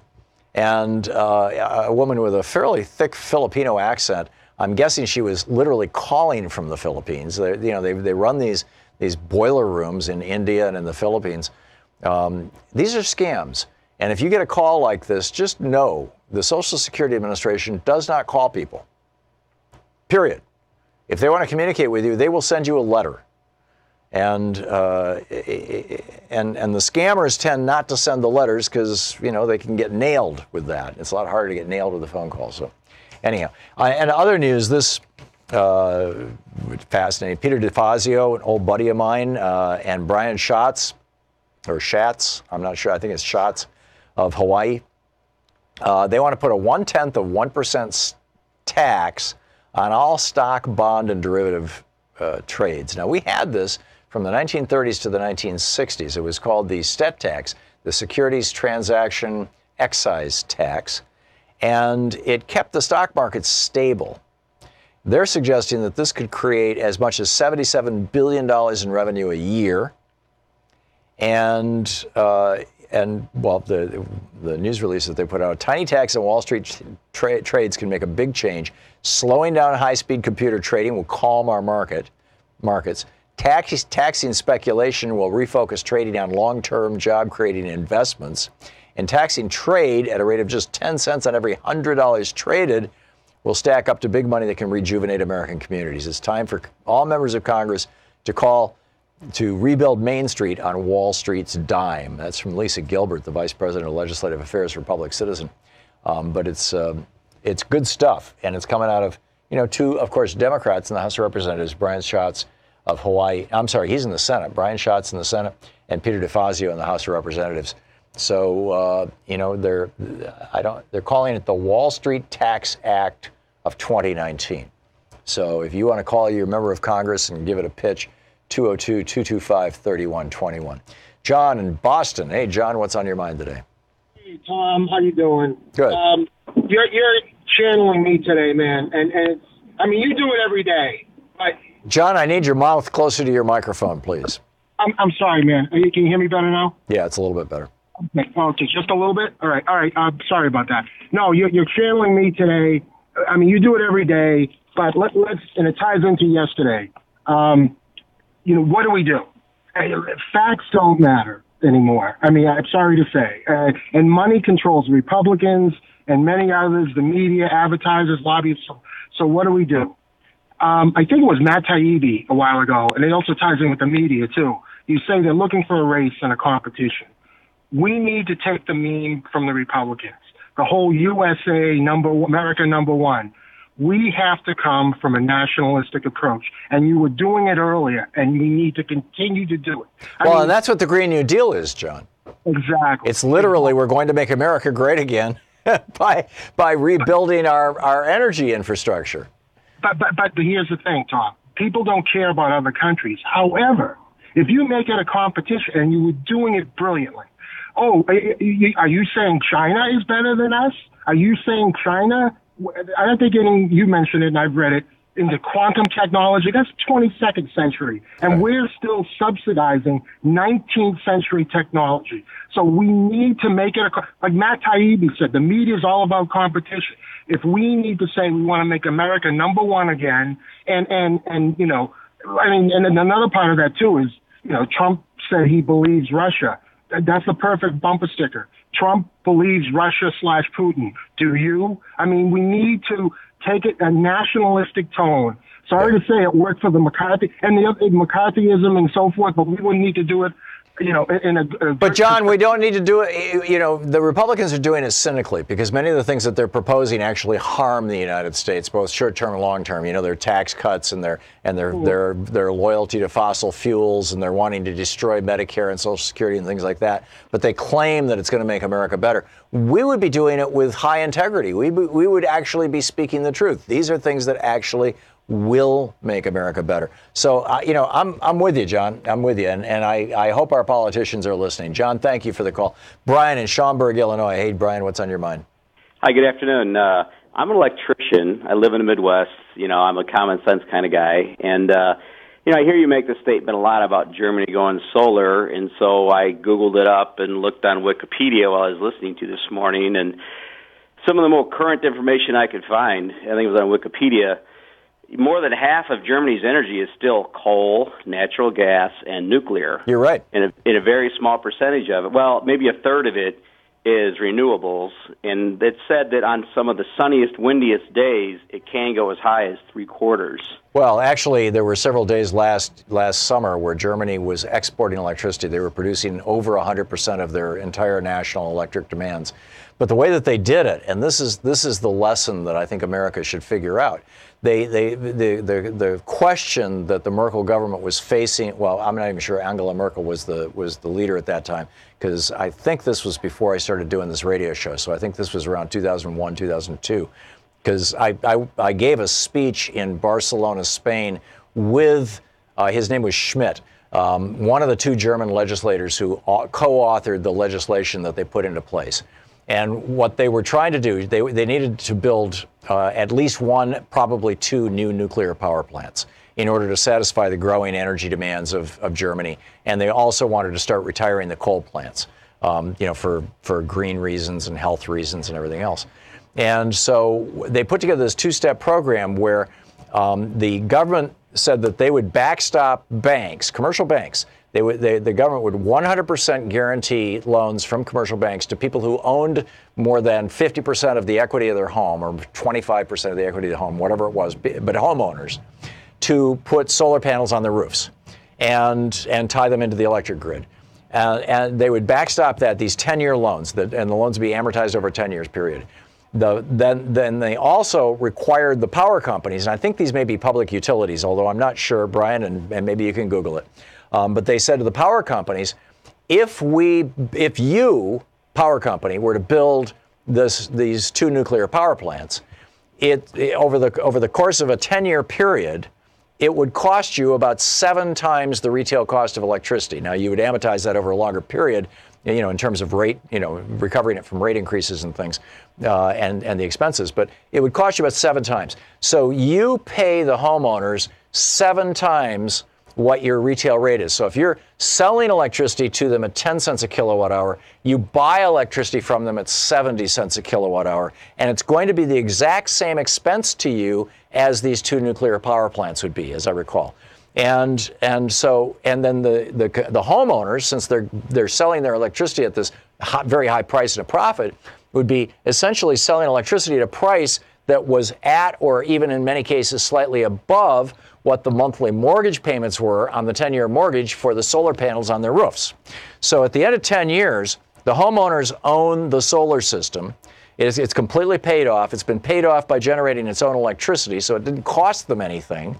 The government backstopped it, so the banks didn't have any risk, so the loans were 1% and 2% loans because there was no risk associated with it. So the banks made some money on it. The homeowners end up with a solar system, and the average lifespan of a solar system in Germany, the ones that they were building out, was 50 years. So the original goal was 100,000 rooftops, and they ended up with millions. And like you said, it's like, a third of the energy in Germany, and on a really good day in the summer, it was over 100% last year.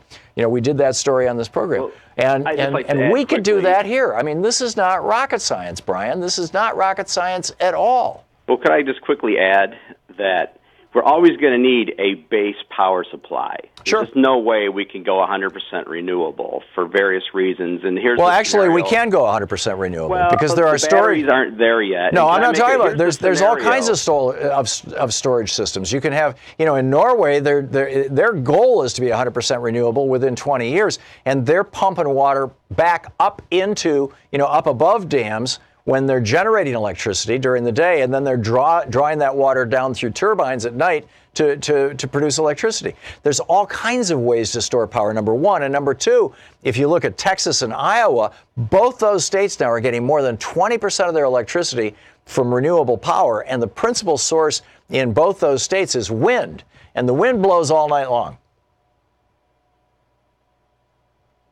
Here's Brian? a scenario I see. Hello? Yeah.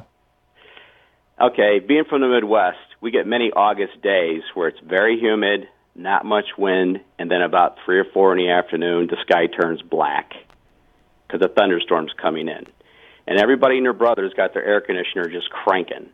Plus, all the commercial buildings and hospitals. That's a huge electric load. You got about 10 seconds to make your point, Brian. And it's just, I don't see how batteries can step in and provide power for a metropolitan area for 45 minutes. With existing technology, you're right. And my guess is that if we were to start there was a time, when they were saying to the early car manufacturers in the 1890s, I don't see how you're ever going to get people to drive these things. There's no gas stations out in the far distant. You can't go anywhere. I mean, this is called technology. Brian, thanks for the call. You're listening to Thom Hartmann. Visit thomhartmann.com for audio and video archives. I mean, Tesla just announced a new battery charger that can recharge. It can put a 150-mile charge on a Tesla in 30 minutes. That's a game changer.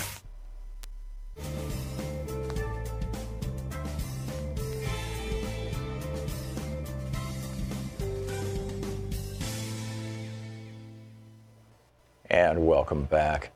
Al in Buffalo, New York, watching us on YouTube. Hey, Al, what's up? Oh, my God. If NASA were to take the $19.2 billion that they used to go to, I mean, the Land Rover is no longer, it hasn't been found, it's dead. So yeah. I think we should be focusing more. I read an article that said that there could be a possibility that we could do space solar power that gathers energy from sunlight in space. Yeah. And it transmits it wirelessly to Earth. I mean, why? I mean, if NASA's going to do research in space, don't you think they should? Well, and a lot of the research that they do in space, because they are most satellites are actually powered by solar panels. So no, I'm talking about transmitting it. I get that, but the transmission is kind of problematic so far. And again, technology changes, but a lot of NASA's technologies that were developed for space end up having practical applications here on Earth. Velcro is a great example, and so if forget about the $19 billion we spent on the rover. If we took the $300 billion that last year we gave to fossil fuel industries to subsidize them and gave that to NASA and said, okay, reinvent our energy systems. Well, Tom, can I say this? There's almost 74,000 pages in our tax code, okay? And you just talked about the oil companies getting a lot of subsidies. It's not just the oil companies; it's NASA. But we got to talk about the corporate churches too that get a bunch. They get the so-called 501c3, 501c4, and they get the grants, and then the NR. And then you get a lot of these. Believe it or not, according to the Southern Poverty Law Center, you get a lot of these hate groups that are tax exempt. That's correct. And then Karl Rove's groups. Like Karl Rove has the GPS. He gets a nonprofit. Yeah, we're subsidizing all of them. The tax code is being ripped apart. I mean, it's like it's almost like Swiss cheese. It's just unfathomable that we can't rebuild our water and sewer distribution lines. The fact that like the guy that's from Boston. Let's talk about that gas explosion. Yeah. Because the gas infrastructure itself is deteriorating, and I live in Buffalo here, and they're repairing all the gas lines, and I God knows if there's going to be another gas explosion like the one in Boston. Sure. But all it takes is some serious frost heaves. They disrupt the pipelines and things. There's just so many things to worry about, Tom, and you're bringing all the good stuff up. But it's like, how do you keep a balance? When every time you turn on the news, all you hear is you look at all the positive opportunities out there, and you just push and push and push for them. I mean, we cannot give in to despair, Al. We cannot. The moment this is exactly what they want. They want us to feel absolutely powerless, and the moment we surrender to that, we're cooked. I think the Republicans are literally trying to break the will of the American people, and I think they've absolutely. And that's all I can say. Donald Trump is just a symptom. I mean, we all created this Frankenstein. Yep, I couldn't have said it better. Al, thank you very much. Okay. Spot on. It's coming up on 10 minutes before the hour. We're going to check in with Luke Vargas and find out what's going on in the world here with Talk Media News. So stick around. We'll be right back.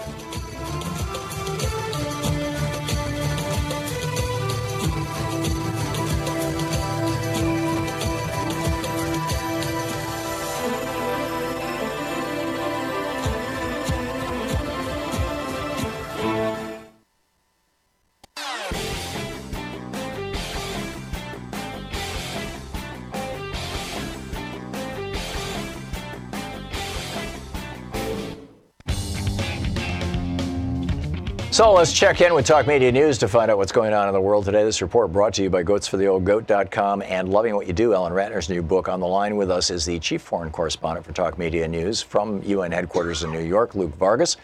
You can hear his 2-minute podcast every day by searching Luke Vargas wherever you get your podcasts. And, pretty straightforward stuff.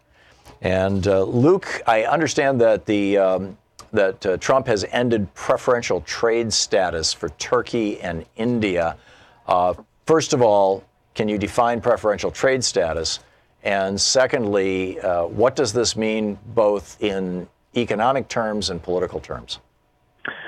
So this preferential trade status dates back to the 1970s. It's basically a trade policy which allows the U.S. to designate certain countries as deserving something of a reprieve from paying duties on exports to the United States. And the membership of this group of countries that enjoyed this benefit had traditionally been sort of based around whether they were a developing country or not. It was sort of a way of helping sort of less well-off countries, grow their economies without sort of paying the tariffs that wealthier countries would have to.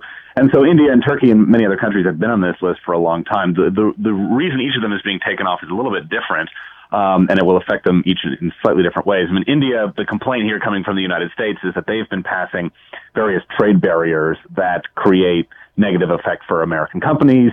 And it sort of boils down to, hey, you're a big enough country now, you can just pay for this. But I think there's a deeper frustration here on the U.S. side. India hasn't been fully compliant with the American efforts to stop doing business with Venezuela, buying some of their oil. Also with Iran, has not been fully compliant. They haven't been completely towing the line on, disassociating economic purchases of Iranian crude either. And I think that's bothering the United States.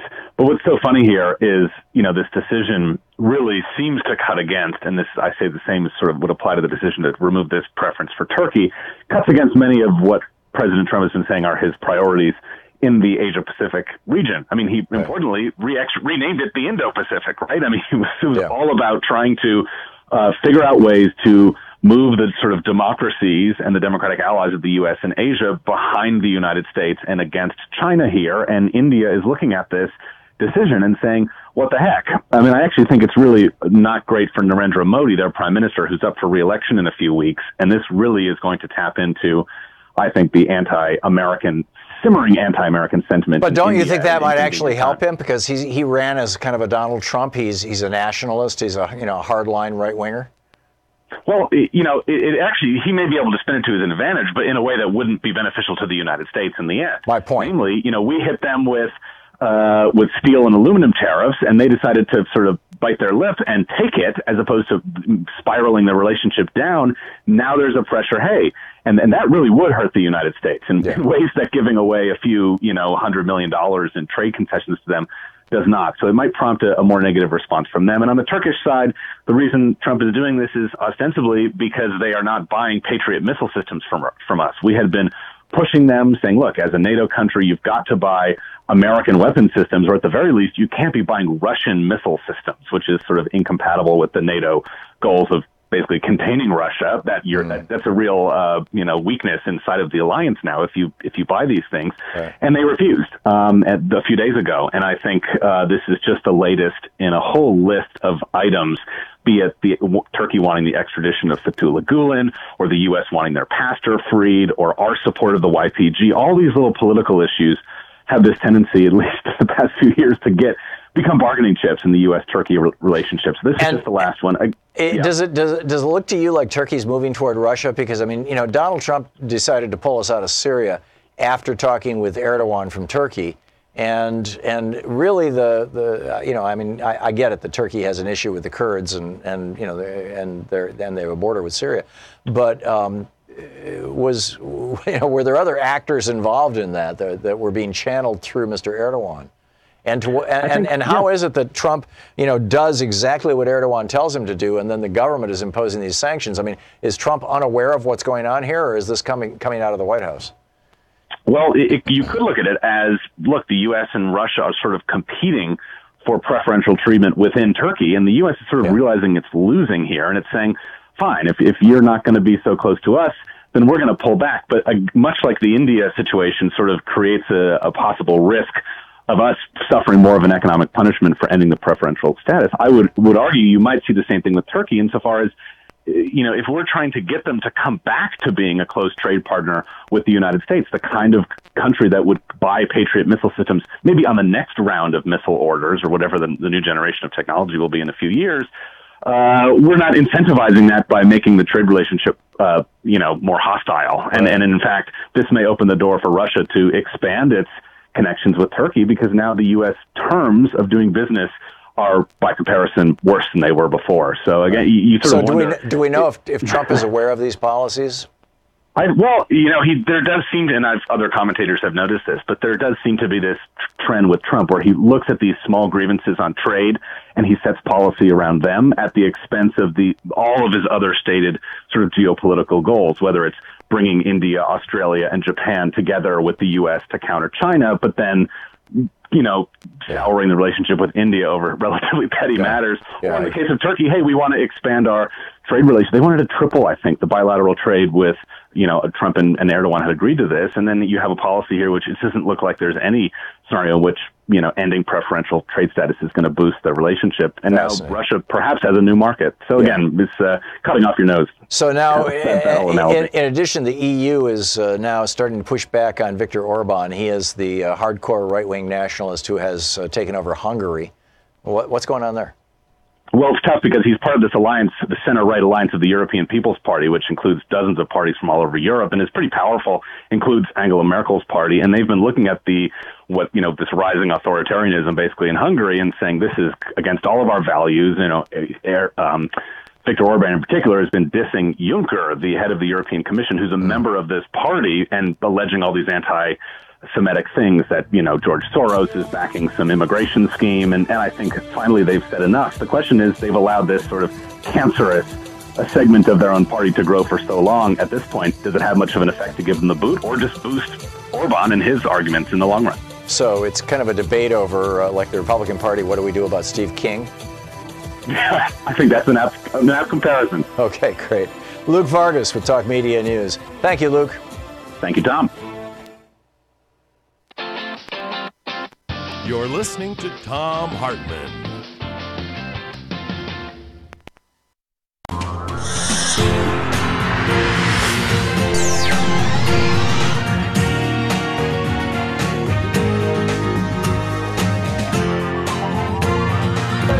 We say fight back!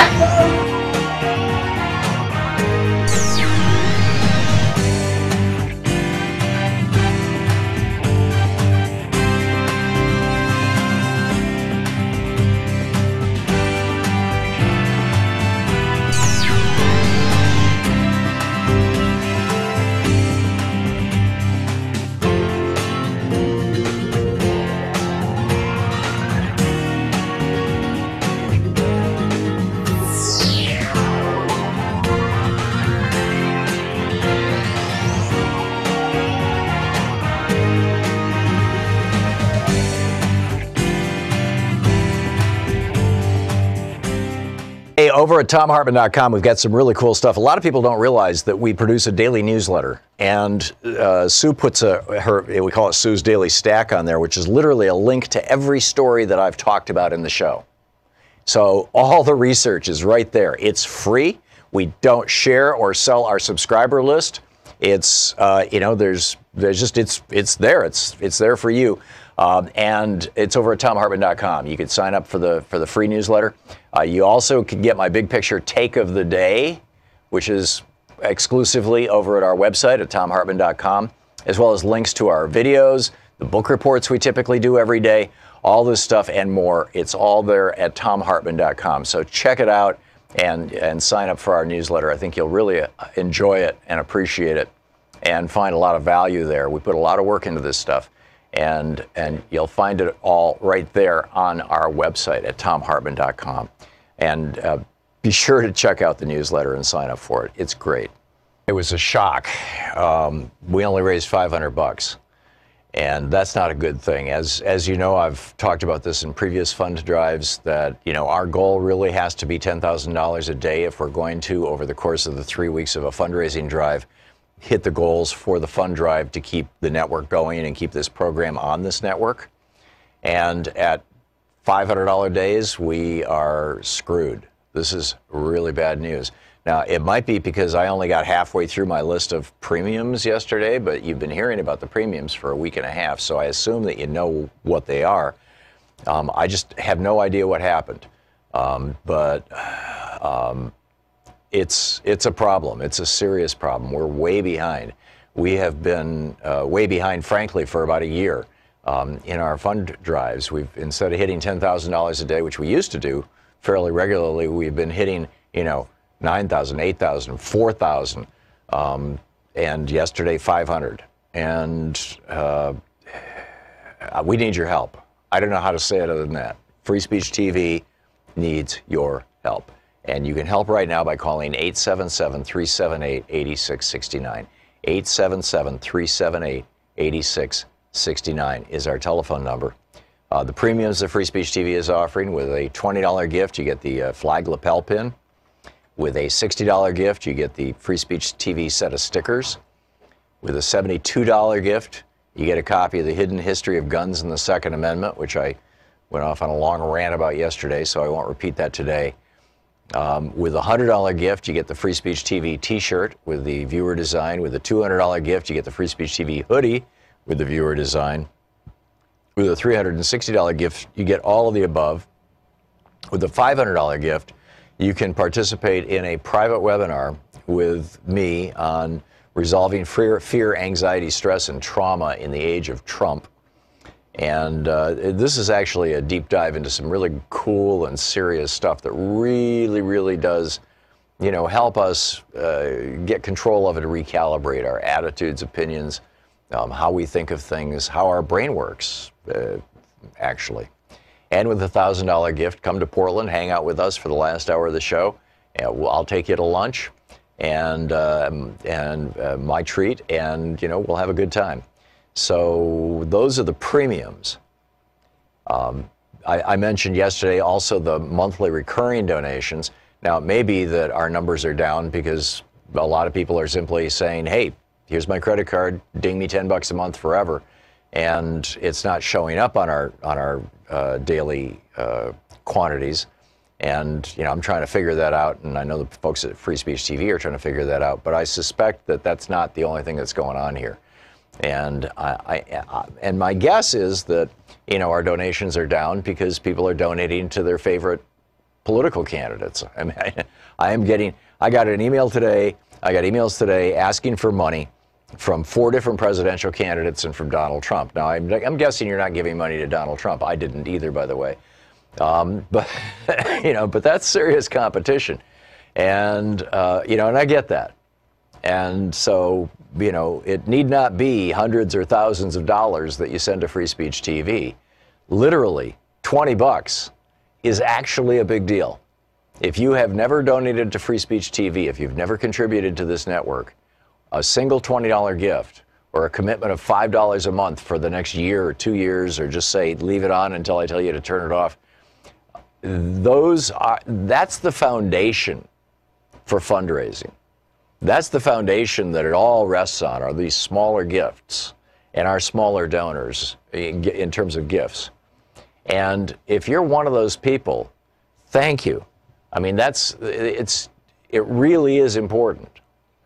And we really do value these smaller donations, the $20, and you get the lapel pin, or the $60 and you get the stickers, or the $72 and you get the book. The Hidden History of Guns and the Second Amendment.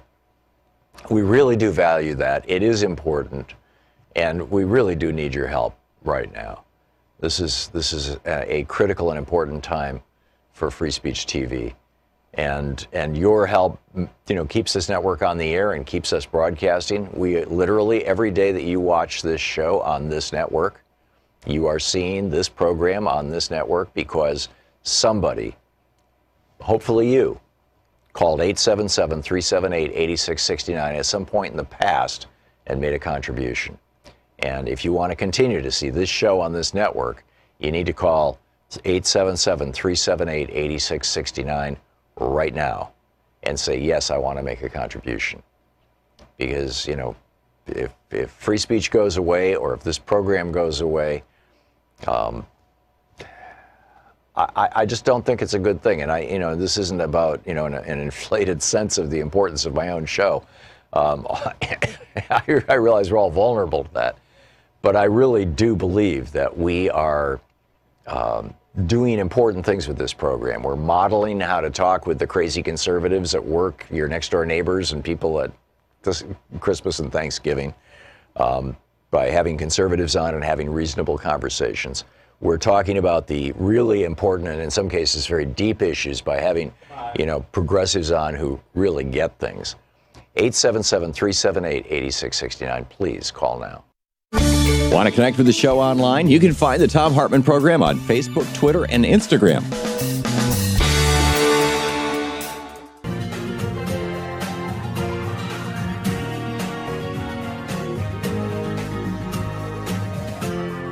This is the Thom Hartmann Program. Welcome back to the third hour of our program. In our first hour, Senator Jeff Merkley came on and talked about how he's not going to run for president and why and what we have to be doing. And we had a debate with Julio Rivera about holding corporations to account. And in our second hour, we went through a whole lot of those issues. And when will the the majority of the oppressed majority of Americans who actually want things like higher taxes on rich people and strengthening of Social Security and Medicare and 83% strong net neutrality, 71%, 92% want Medicare to negotiate lower drug prices, for example. When are we going to get this stuff? You know, how do we overcome the basically the wholesale ownership of our politicians by the billionaire, the right-wing billionaire class, and the corporate so-called persons? I'd like to kind of expand that in a way that this whole argument, it kind of flows out of the whole frame of all these things, into an historic vote that was just held in, as I recall, Ohio. Tish O'Dell is on the line with us. She's the Ohio organizer, with CELDEF, the Community Environmental Legal Defense Fund, the website celdef.org, and an OHCRN board member, and which is the Ohio, I believe, Ohio version of, well, what is OHCRN, Tish? Yeah, hi, Tom. Yeah, Hey. It's the Ohio Community Rights Network. Great. Okay, thank you. So tell me what you all did, and by the way, your Twitter handle is MADION Mom, Madion Mom, or Madion Mom, and tell me what happened here, Lake Erie. What happened? The people, what you were talking about, the people were like fed up, and they said, you know what?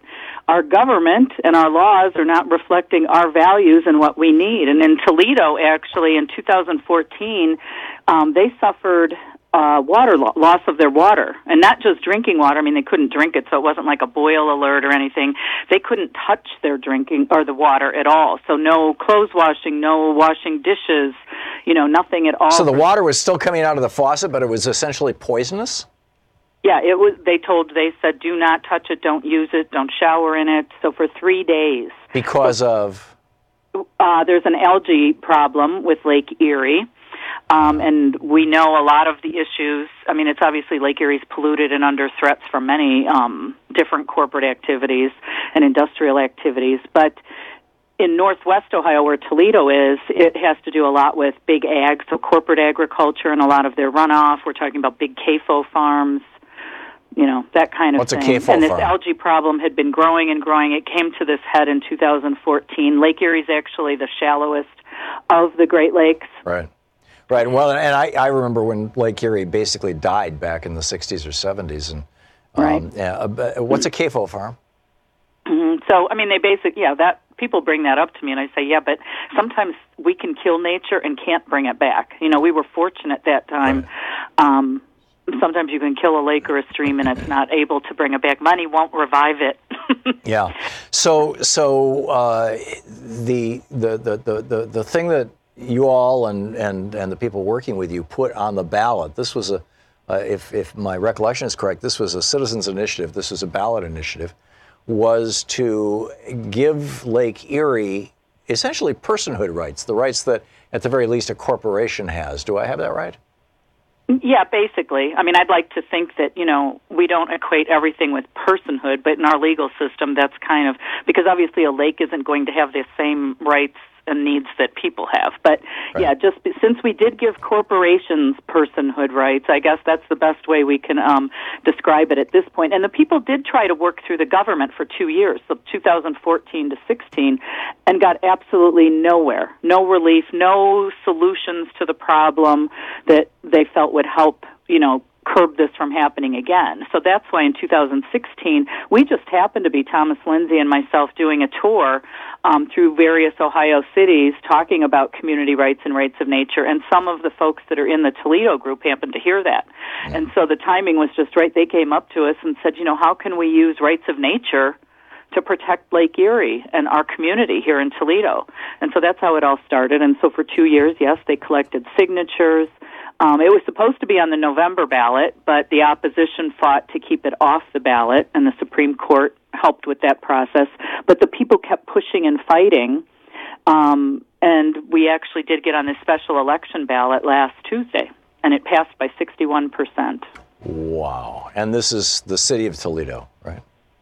In the city of Toledo, yeah. Yes. So what does this, we're talking with Tish O'Dell, the CELDEF and OHCRN board member and organizer. or organizer and board member, respectively. So Lake Erie has now, Toledo, Ohio has recognized that Lake Erie has rights. What does that, and Lake Erie is being polluted so badly that for 3 days the citizens in Toledo couldn't even touch their water because of these CAFO, these concentrated agricultural farming operations, these giant hog farms and chicken farms and whatnot, pouring god-awful amounts of waste and pollution into the lake, which are nutrients for the algae that produces the poison that was poisoning the water in Toledo. So in practical terms, what does this mean, what you guys have accomplished? Right. Well, so you have talked extensively about corporate rights, and so what happens is the corporations, go to the court and say our rights are being violated. So now this law says Lake Erie has rights, so the people can act on behalf of the lake to bring a lawsuit to actually hold the polluters accountable. So, so we had a case in Ecuador, the Vilcabamba River, and so we're hoping that we'll see a case where it's Lake Erie versus whoever, the polluters may be, right, saying their rights are being violated. Does that, because this did not get passed at the statewide level, this was just in Toledo, does that mean that to have standing, it would have to be just a citizen of Toledo or the city of Toledo, or and could the state courts say, okay, fine, you can control.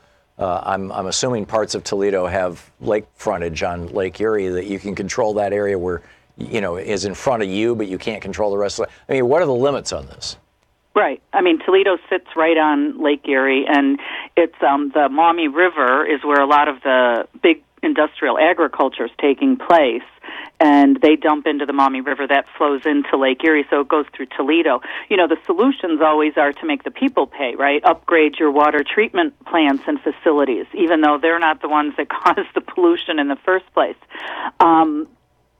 So that's kind of what the theory is behind this, and we understand trying to work at the state level is very difficult, very hard. People don't even understand rights of nature. We were, I guess, totally surprised by the amount of media attention this gained worldwide. Mm-hmm. Just the fact that they had it and put it on the ballot and then passed it. So it's actually the first in the United States law passed by the people to recognize a specific body of water and ecosystem.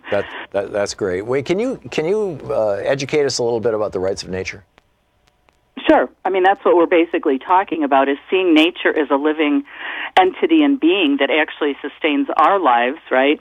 Mm-hmm. And that we have to protect it and give it rights. So, I try to explain it to people when you think about it. We, in our culture and system and all that, we look at rights as kind of, I guess, the baseline of, where you can even get into court or argue for them. So I tell people, like back in slave times, like a slave couldn't have gone to the courts and said, hey, my master is violating my rights.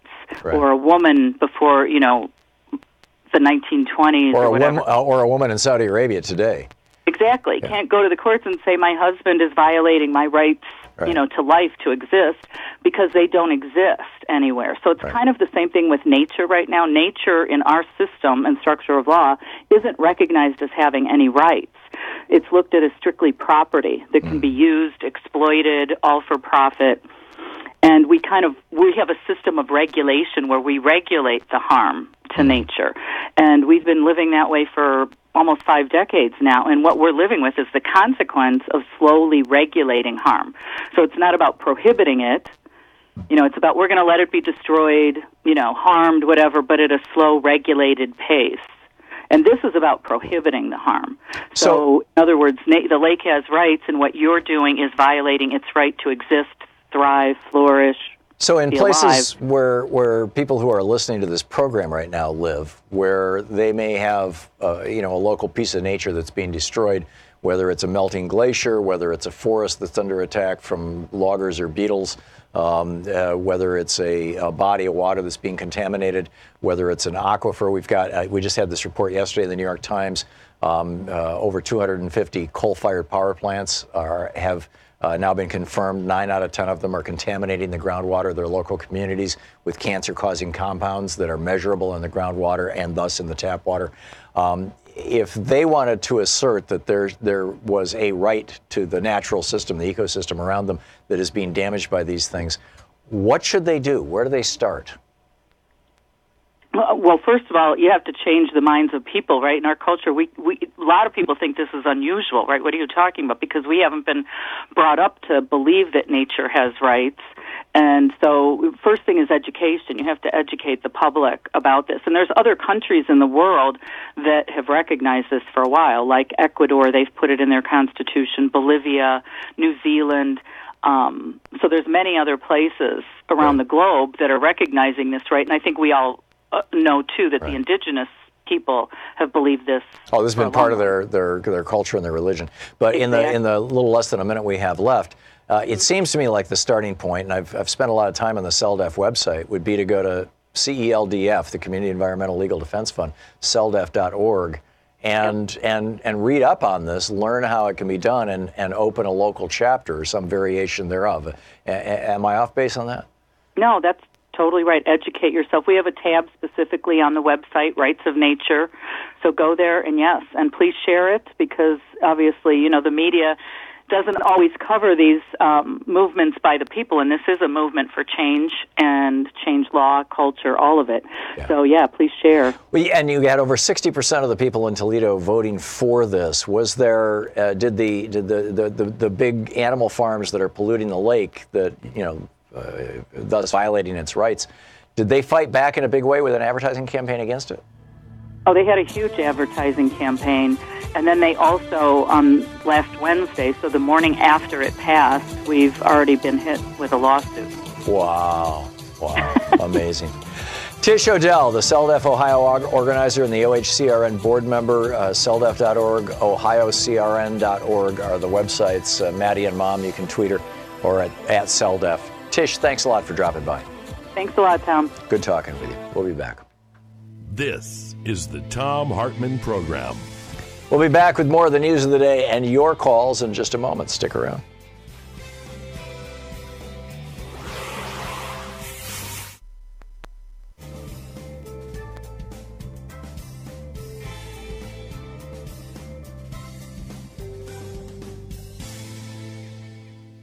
And welcome back. Tom in Seattle. Hey, Tom, thanks for listening to KBCS. What's up? Hi. Can you hear me? I hear you just fine. What's up? Well, I had an idea about potentially trying to flip the fossil fuel debate on its head. Okay. Got a lot of ideas, but basically, what would you think? Thought of this last night after a couple of whiskeys, but what would you think of basically? I mean, for 150 years, we've been enjoying all this power that the coal industry and everybody else has been supplying us. Mm-hmm. And I think if we could, make them feel appreciated, we might be able to garner a lot more support. For instance, like if you take somebody that's been in the industry for 20 years, they're a lifer, they're planning to, retire, give that miner an early retirement. And essentially, okay, you're done. You've contributed. Thank you very much. We're gonna make you feel good for it. If you've only been in the industry for a couple of years, maybe we give you a year or two of additional, whatever your paycheck was, and make them feel like, okay, we've got a little transition time. We feel good about it. We can actually, I don't know if you can do that with the CEOs. Well, I think you start out by getting these coal companies to stop stealing their employees' pension funds. Well, okay. I mean, we could.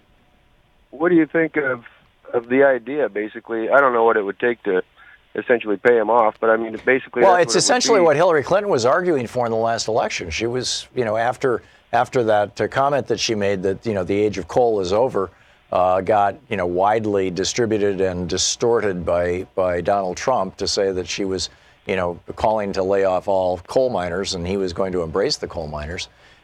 She came out and said, no, what we need to do is we need to catch these people. We need a social safety net to catch them over the short term. We need to be providing them with income, housing, health care, things like that. And most importantly, we need to be providing them with some education so that they can, figure out how to have a living without, the challenges that they're facing.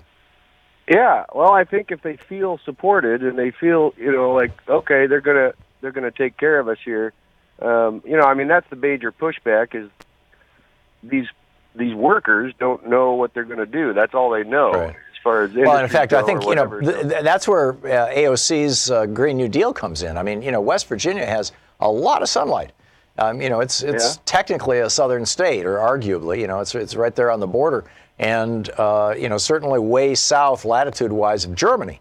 And so there's a lot of sunlight and there's a lot of wind. You got a lot of hills, and small mountains basically in West Virginia, and you could turn West Virginia into a massive net energy producer and exporter.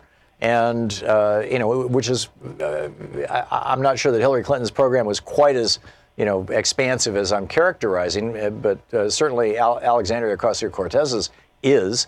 And, I would go into those areas and say, yeah, instead of getting black lung disease, wouldn't you rather have, clean air, clean water, no more pollution, and a damn good job? I mean, the fastest growing job in the United States right now is solar installer. The number 2 is wind technician. Those are the 2 fastest growing jobs in the United States. We should be bringing those to places like West Virginia and eastern Ohio and southern Pennsylvania. Tom, thank you.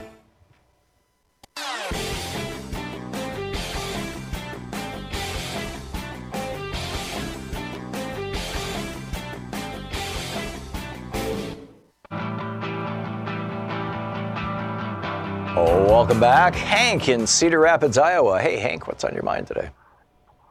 Hey, so I've been hearing a lot about how Republicans or conservatives tend to think, oh, we can't pay for the Green New Deal or we can't pay for this giant one-payer healthcare system. And I'm kind of concerned about that because every time Democrats get into power and have a chance to put forward their ideas, they're always howling to the moon about the deficits that they've put into the... Right, it's Jude Wanniski's two Santa Claus theory, yeah.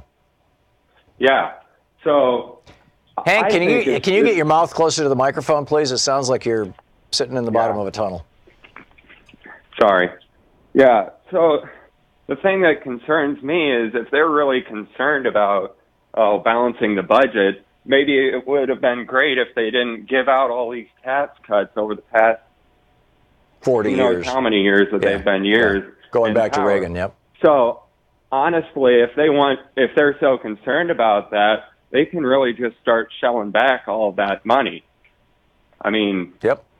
Back when... Don't just roll back the Trump tax cuts and the Bush tax cuts. Roll back the Reagan tax cuts. Yeah. Take us back to prosperity-level taxation.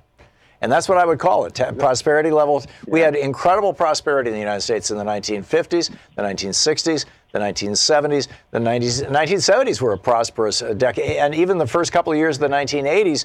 And it wasn't all just because we had destroyed Europe and we were rebuilding them. In fact, that really, you can only make that argument, I would say, for the first few years of the 1950s. It was because we had a top tax rate of 74 to 91%.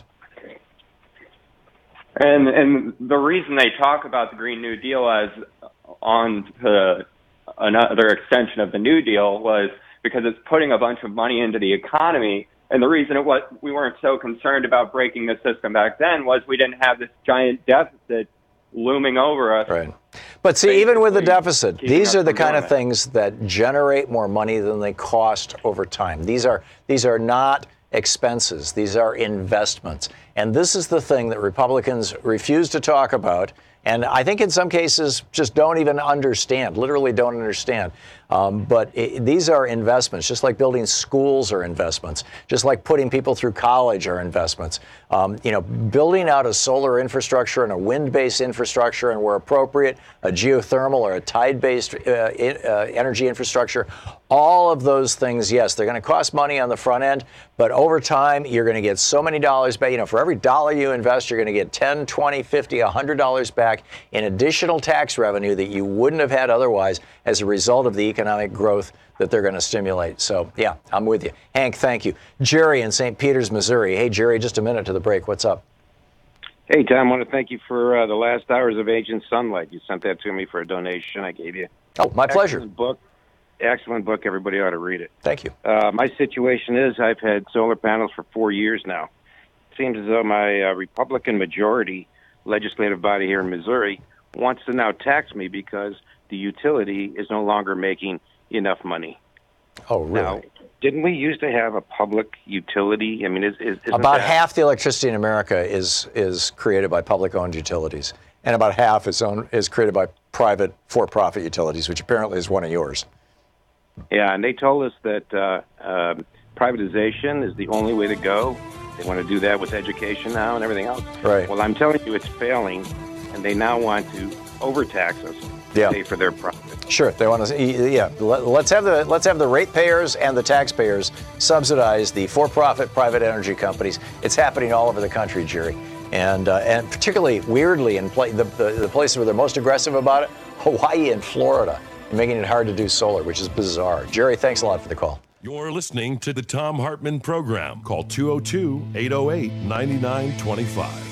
Back with more of your calls and the news of the day right after this. Is the Thom Hartmann Program, occupying the media 3 hours a day, 5 days a week, right here.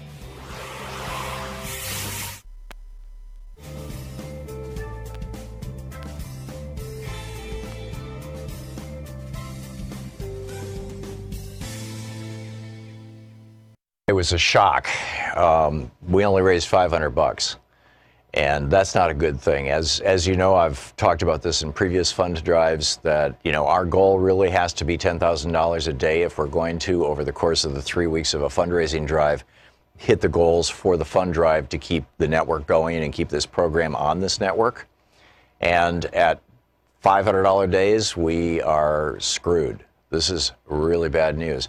Now, it might be because I only got halfway through my list of premiums yesterday, but you've been hearing about the premiums for a week and a half, so I assume that you know what they are. I just have no idea what happened. But it's a problem. It's a serious problem. We're way behind.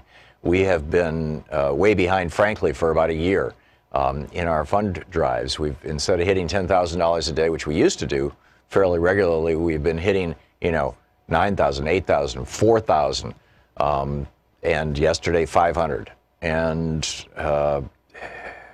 we need your help. I don't know how to say it other than that. Free Speech TV needs your help.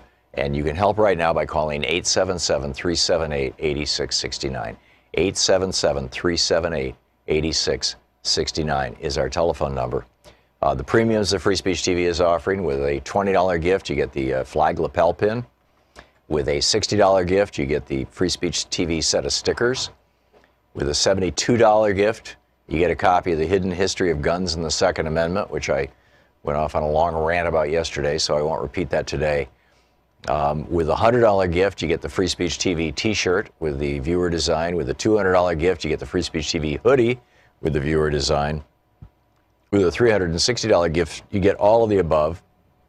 With a $500 gift, you can participate in a private webinar with me on resolving fear, anxiety, stress, and trauma in the age of Trump. And this is actually a deep dive into some really cool and serious stuff that really, really does, help us get control of it and recalibrate our attitudes, opinions, how we think of things, how our brain works, actually. And with a $1,000 gift, come to Portland, hang out with us for the last hour of the show. I'll take you to lunch, and my treat, and we'll have a good time. So those are the premiums. I mentioned yesterday also the monthly recurring donations. Now, it may be that our numbers are down because a lot of people are simply saying, "Hey, here's my credit card, ding me $10 a month forever," and it's not showing up on our daily quantities.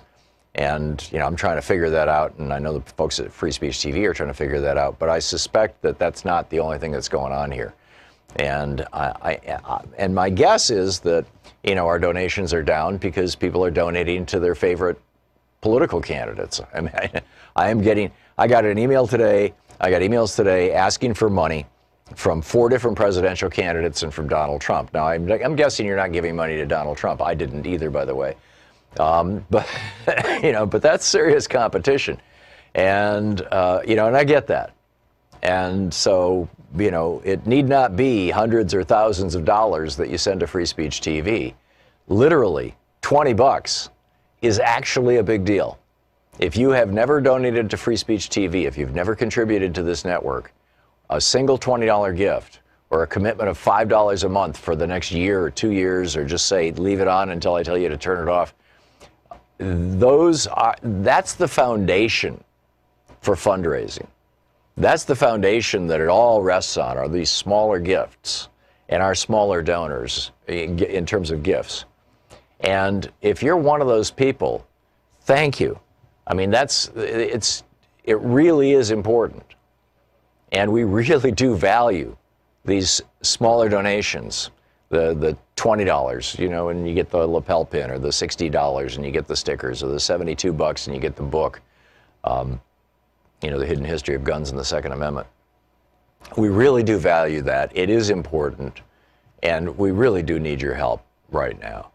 This is a critical and important time for Free Speech TV, and your help, keeps this network on the air and keeps us broadcasting. We literally, every day that you watch this show on this network, you are seeing this program on this network because somebody, hopefully you, called 877-378-8669 at some point in the past and made a contribution.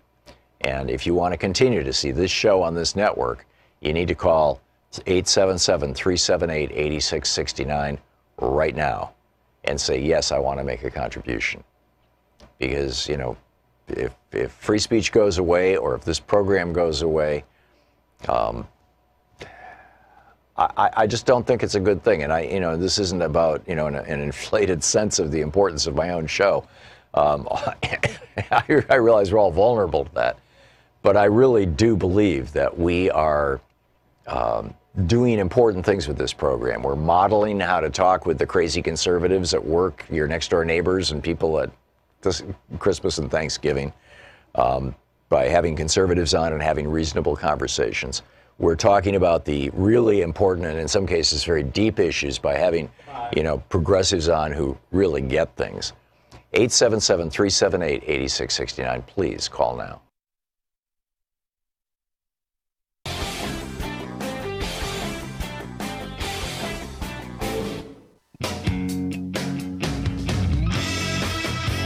Welcome back. 34 minutes past the hour. It's the Thom Hartmann Program, helping you in the water cooler wars. Speaking of which, Jonathan in Brooklyn, New York, listening to WBAI is on the line. Hey, Jonathan, what's up?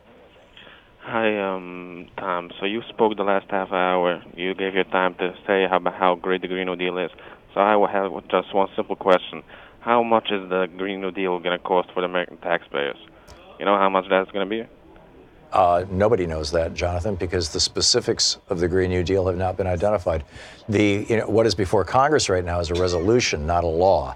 It is a resolution that says if we all agree that it would be a good idea to transition from a fossil fuel-based economy to a renewable-based economy, then let's get started. And if that resolution was passed, that would be the basis for Congress to start holding hearings where they bring in experts who say, okay, well, here's what it'll cost to solarize. Here's what it would cost to use wind. Here's the parts of the country where it's practical. Yeah, you bring in economists who would say, well, here's how you deal with the tax structure around it. Here's how you deal with the existing incentive, phase out the existing incentives for fossil fuels and phase in, incentives for Green New Deals, things like that. I mean, it all would have to be worked out before Congress. Anybody who says that they know what the Green New Deal is, Jonathan, is lying to you. Yeah, but even Alexandria Cortez, even she said that it's true that the Green New Deal is going to cost $93 trillion. That's an honest. I have not heard her say that. And I don't believe that she said that. I'm sorry, I just don't believe that she would say that. Nobody knows what it's going to cost. And by the way, it's not a cost. Nobody knows how big the investment's going to be, and nobody knows how long it's going to take to get a return. Jonathan, you need to get your facts straight. Jerry in Federal Way, Washington. Hey, Jerry, what's up?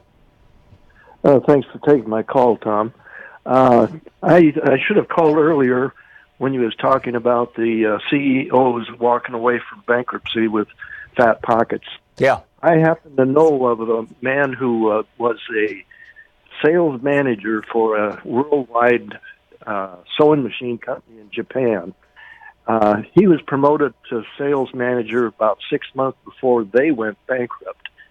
And when they went to the bankrupt judge in Japan, all the CEOs and important people had to donate their pension fund to the bankruptcy court. Whoa! In other words, in Japan, when a big company goes bankrupt, the CEOs suffer. And what about the workers? Are they protected? Well, I don't know about the workers. I just know of the individual who was the sales manager. Right. You just know about the executives. Yes, and I thought, well, hey, they should do the same thing here because they really should. Because what these guys do is they pay themselves millions of dollars and then they bankrupt the company, and they keep the money. Sure. I mean, this is what's happening at PGE. It's what may be happening with Purdue Pharma. Yes. Yeah, I would love to see. I mean, in 2005, this thing was sold as bankruptcy reform in quotes, and really it was just it was on behalf of the banks, and it was a screw job on the average American person. And we need genuine bankruptcy reform. Jerry, thanks for that. That's a great anecdote. I didn't know about that. Jim in Lombard, Illinois, listening on Chicago's Progressive Talk. Hey, Jim, what's up? Yeah, hi, Tom. I put solar panels on my house last year, and the biggest thing people don't realize is at any given time I'm generating enough electricity for 3 houses. So people don't. Not everyone needs to have solar panels. Not every business needs to have solar panels. It can be done on a community basis. I mean, if you take a train, when I visit Germany, the city where my friends live is way out to the east from Frankfurt. I fly into Frankfurt and then I take a train for 4 hours west to east across the country. And if I sit on the left side of the train, I'm looking north. And I'm looking at roofs that are pointing south, which is where you put your solar panels. And the last time I was there a couple of years ago, it seemed that at least every other house was covered with solar panels. And in some areas it was more than that, some areas it was less than that, but it seemed like it was about half the houses. Now I don't know if that's just along that corridor with the railroad on it. I don't know how widespread that is across the country, if there's areas that are more or less, but it is so visible, it's remarkable. Yeah, and to be quite honest, I can't even hardly see the panels on my roof. I mean, they're not really that noticeable. Yeah. But the other thing is, it's only costing me $40 a month extra out of my pocket. So I'm paying for 7 years of electricity within 5 years. So you're leasing these?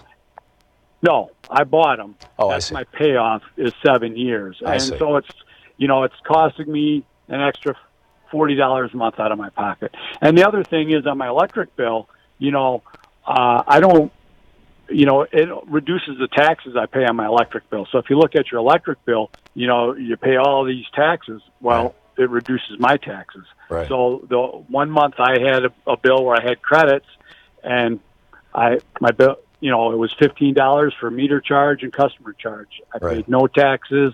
I paid. And not everyone needs to do this, just as do what you can, you don't have to spend as much as I did. And, if every person does the little bit that they can afford to do or the little bit that they can do, we all work together, and it'll go quicker than people think. Yeah, and we can get there. And I believe that California, they actually passed this law. I could be wrong, but that all new housing construction in California has to be solar. That the houses have to have, a substantial solar component. They certainly have incentives for it, right now across the state, and I would love to see that go national. I think I was reading that myself, something about that.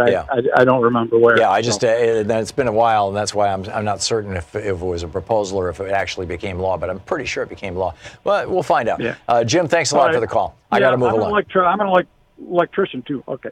Well, go ahead, Jim. You can finish your sentence. Oh, yeah, I'm an electrician, so, I have a little expertise in this. So you understand how it works, and it just makes sense. Yep. There you go. Exactly. Okay, Jim, thanks a lot for the call. Patrick in Seaside, California. Hey, Patrick, what's up? Hey, Tom. I realize that George Lakoff is probably one of the masters at framing and messaging, and I wanted to address climate change deniers. But before I do, we're seeing massive amounts of pollution going on. It's always been the case, but it's been accelerated under Trump. I think in his first few months, he signed a bill allowing the dumping of toxic sludge in rivers, ponds, and streams. That's right. We have fracking water being dumped in the Gulf of Mexico. Yep. I read what I thought was from a reliable progressive source a few months ago that there are 4,000 Flint, Michigans around the country. Yes. Which makes me wonder if the Republican governor, the former governor of Michigan, is liable for negligent homicide. But my point is, I think the climate change deniers, especially the corporate entities and the billionaires, are using climate science denial as a distraction. I may be off the mark, way off the mark. I may be onto something. I think they're using it as a distraction to, basically say not only is climate science not real, but no longer is pollution. Pollution doesn't exist. I just feel like this is a subliminal message being sent out over the years. I don't know. I wanted to see what you thought of that. I think that's something we should address and message. Yeah, there is this guy who Donald Trump just put on his science panel that's going to determine whether climate change is a problem or not, who is running around saying that carbon dioxide is food for plants. Therefore, it's a good thing. It's going to help agriculture.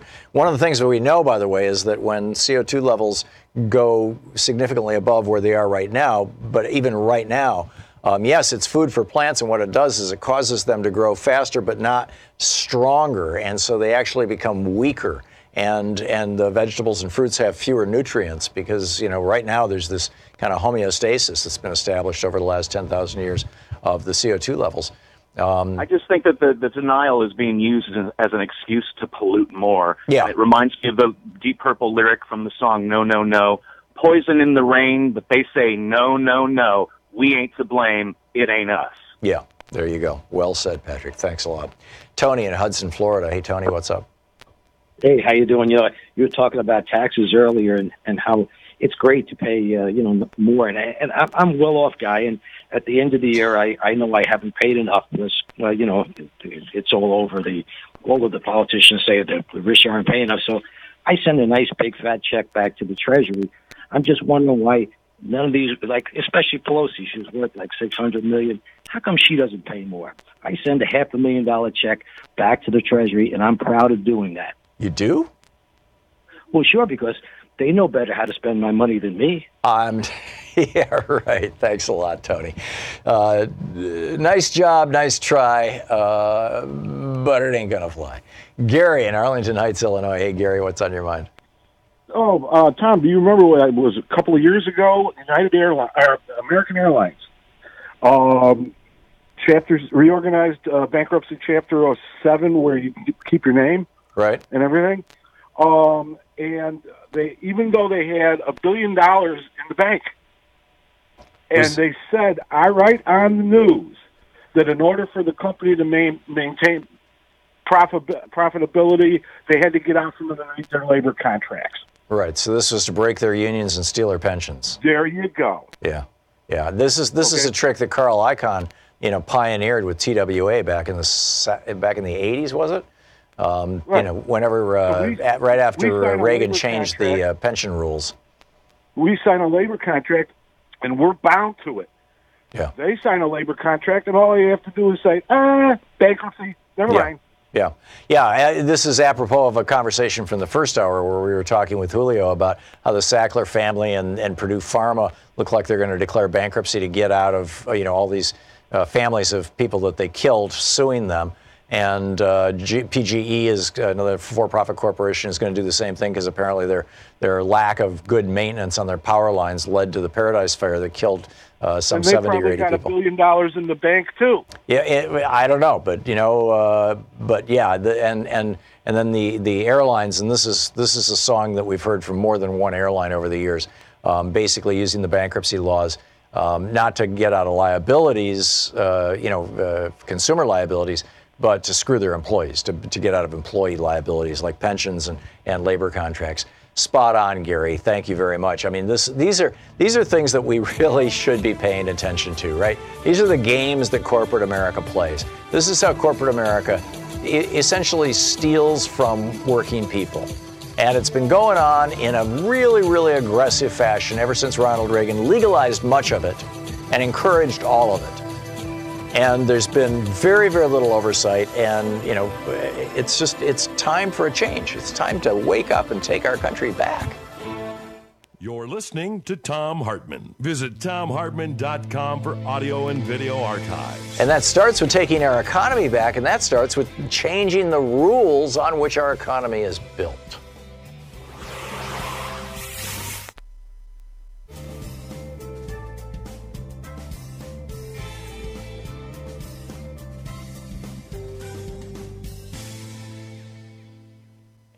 And welcome back. Luke, watching us in Spokane, Washington on YouTube. Hey, Luke, what's on your mind?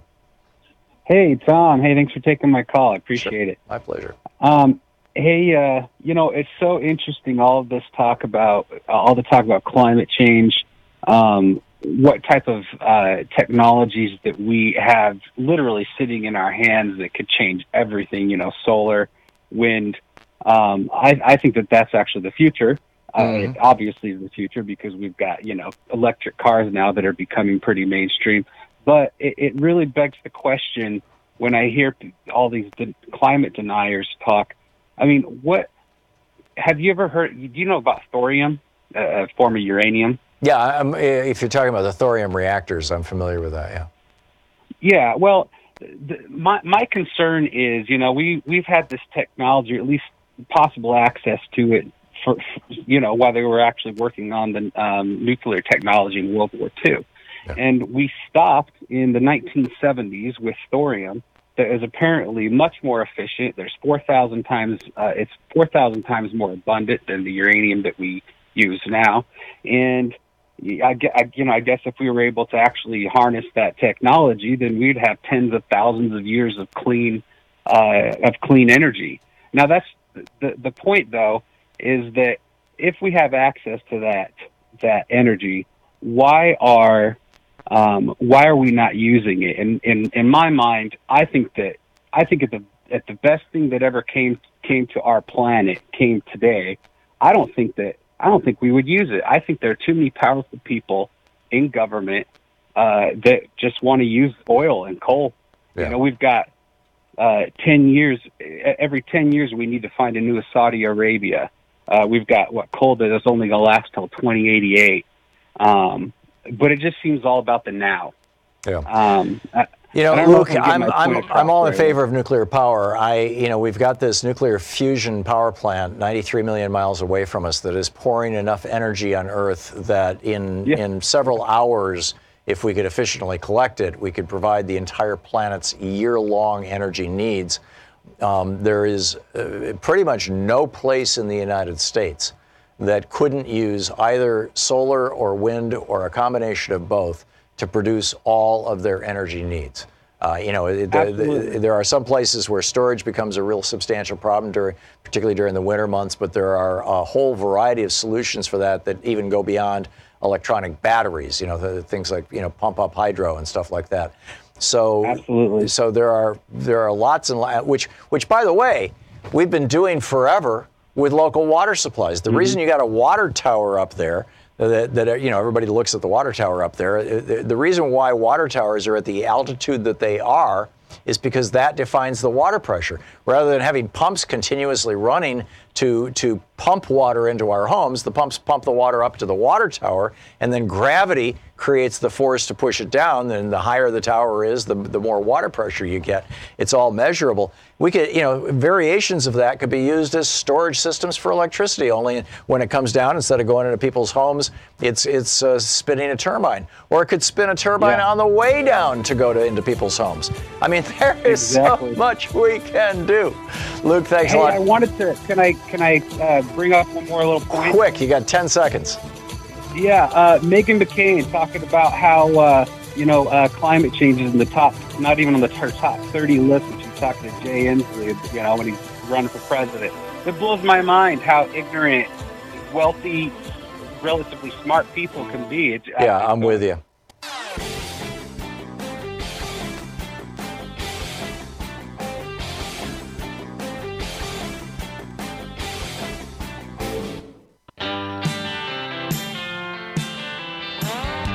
Welcome back. Thom Hartmann here with you. Paul in Woodinville, Washington. Hey, Paul, what's up?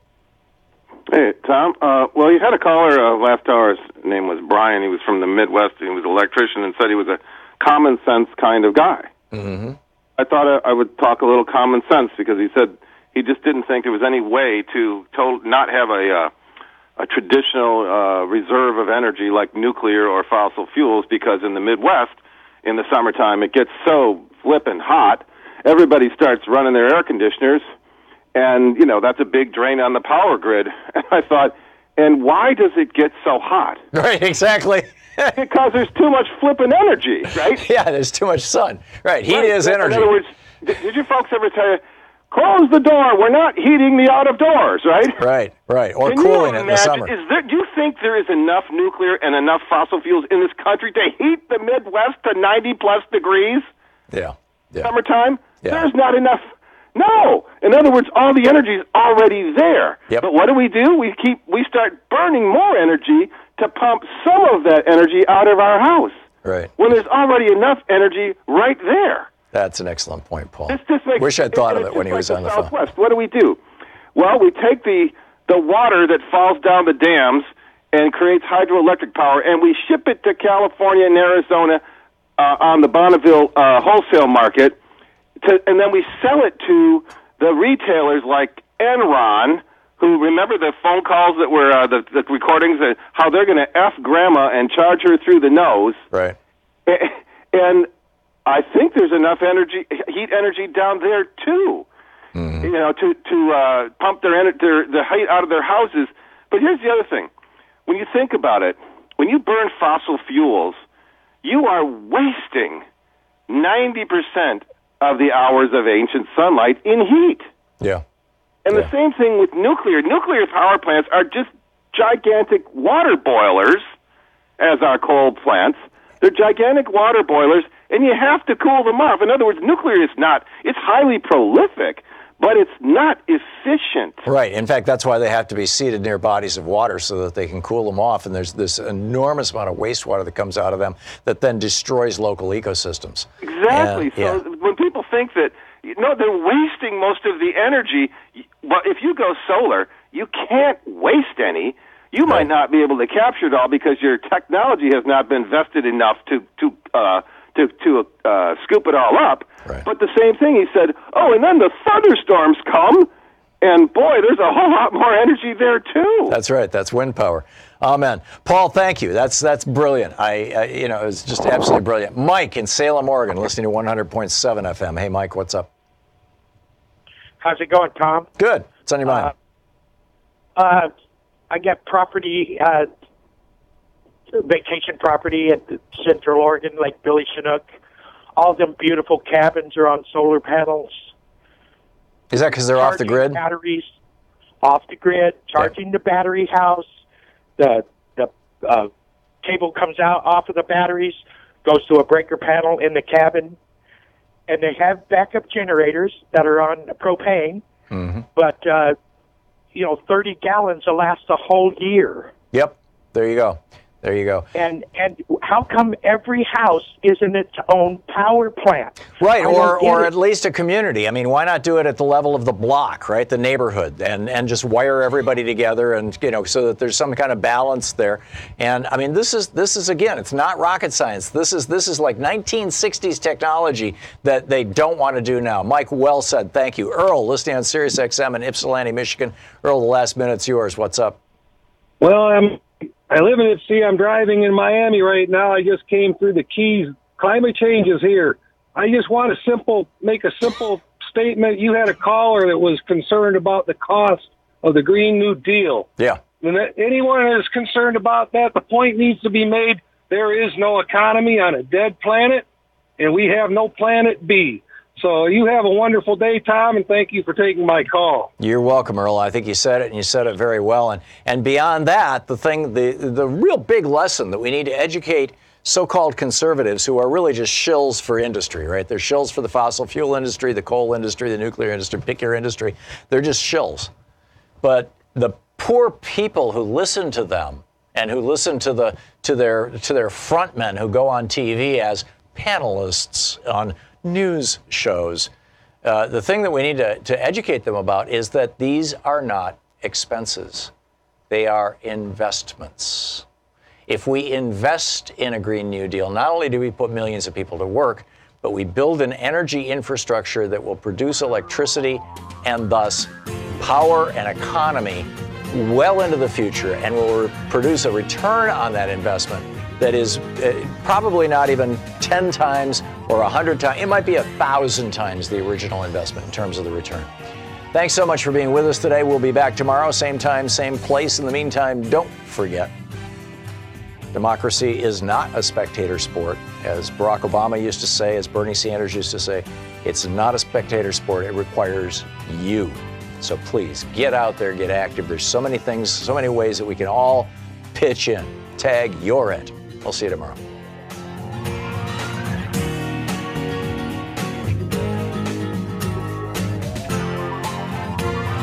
You've been listening to Thom Hartmann.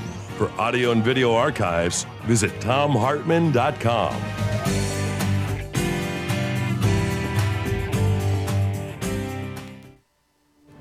From UN headquarters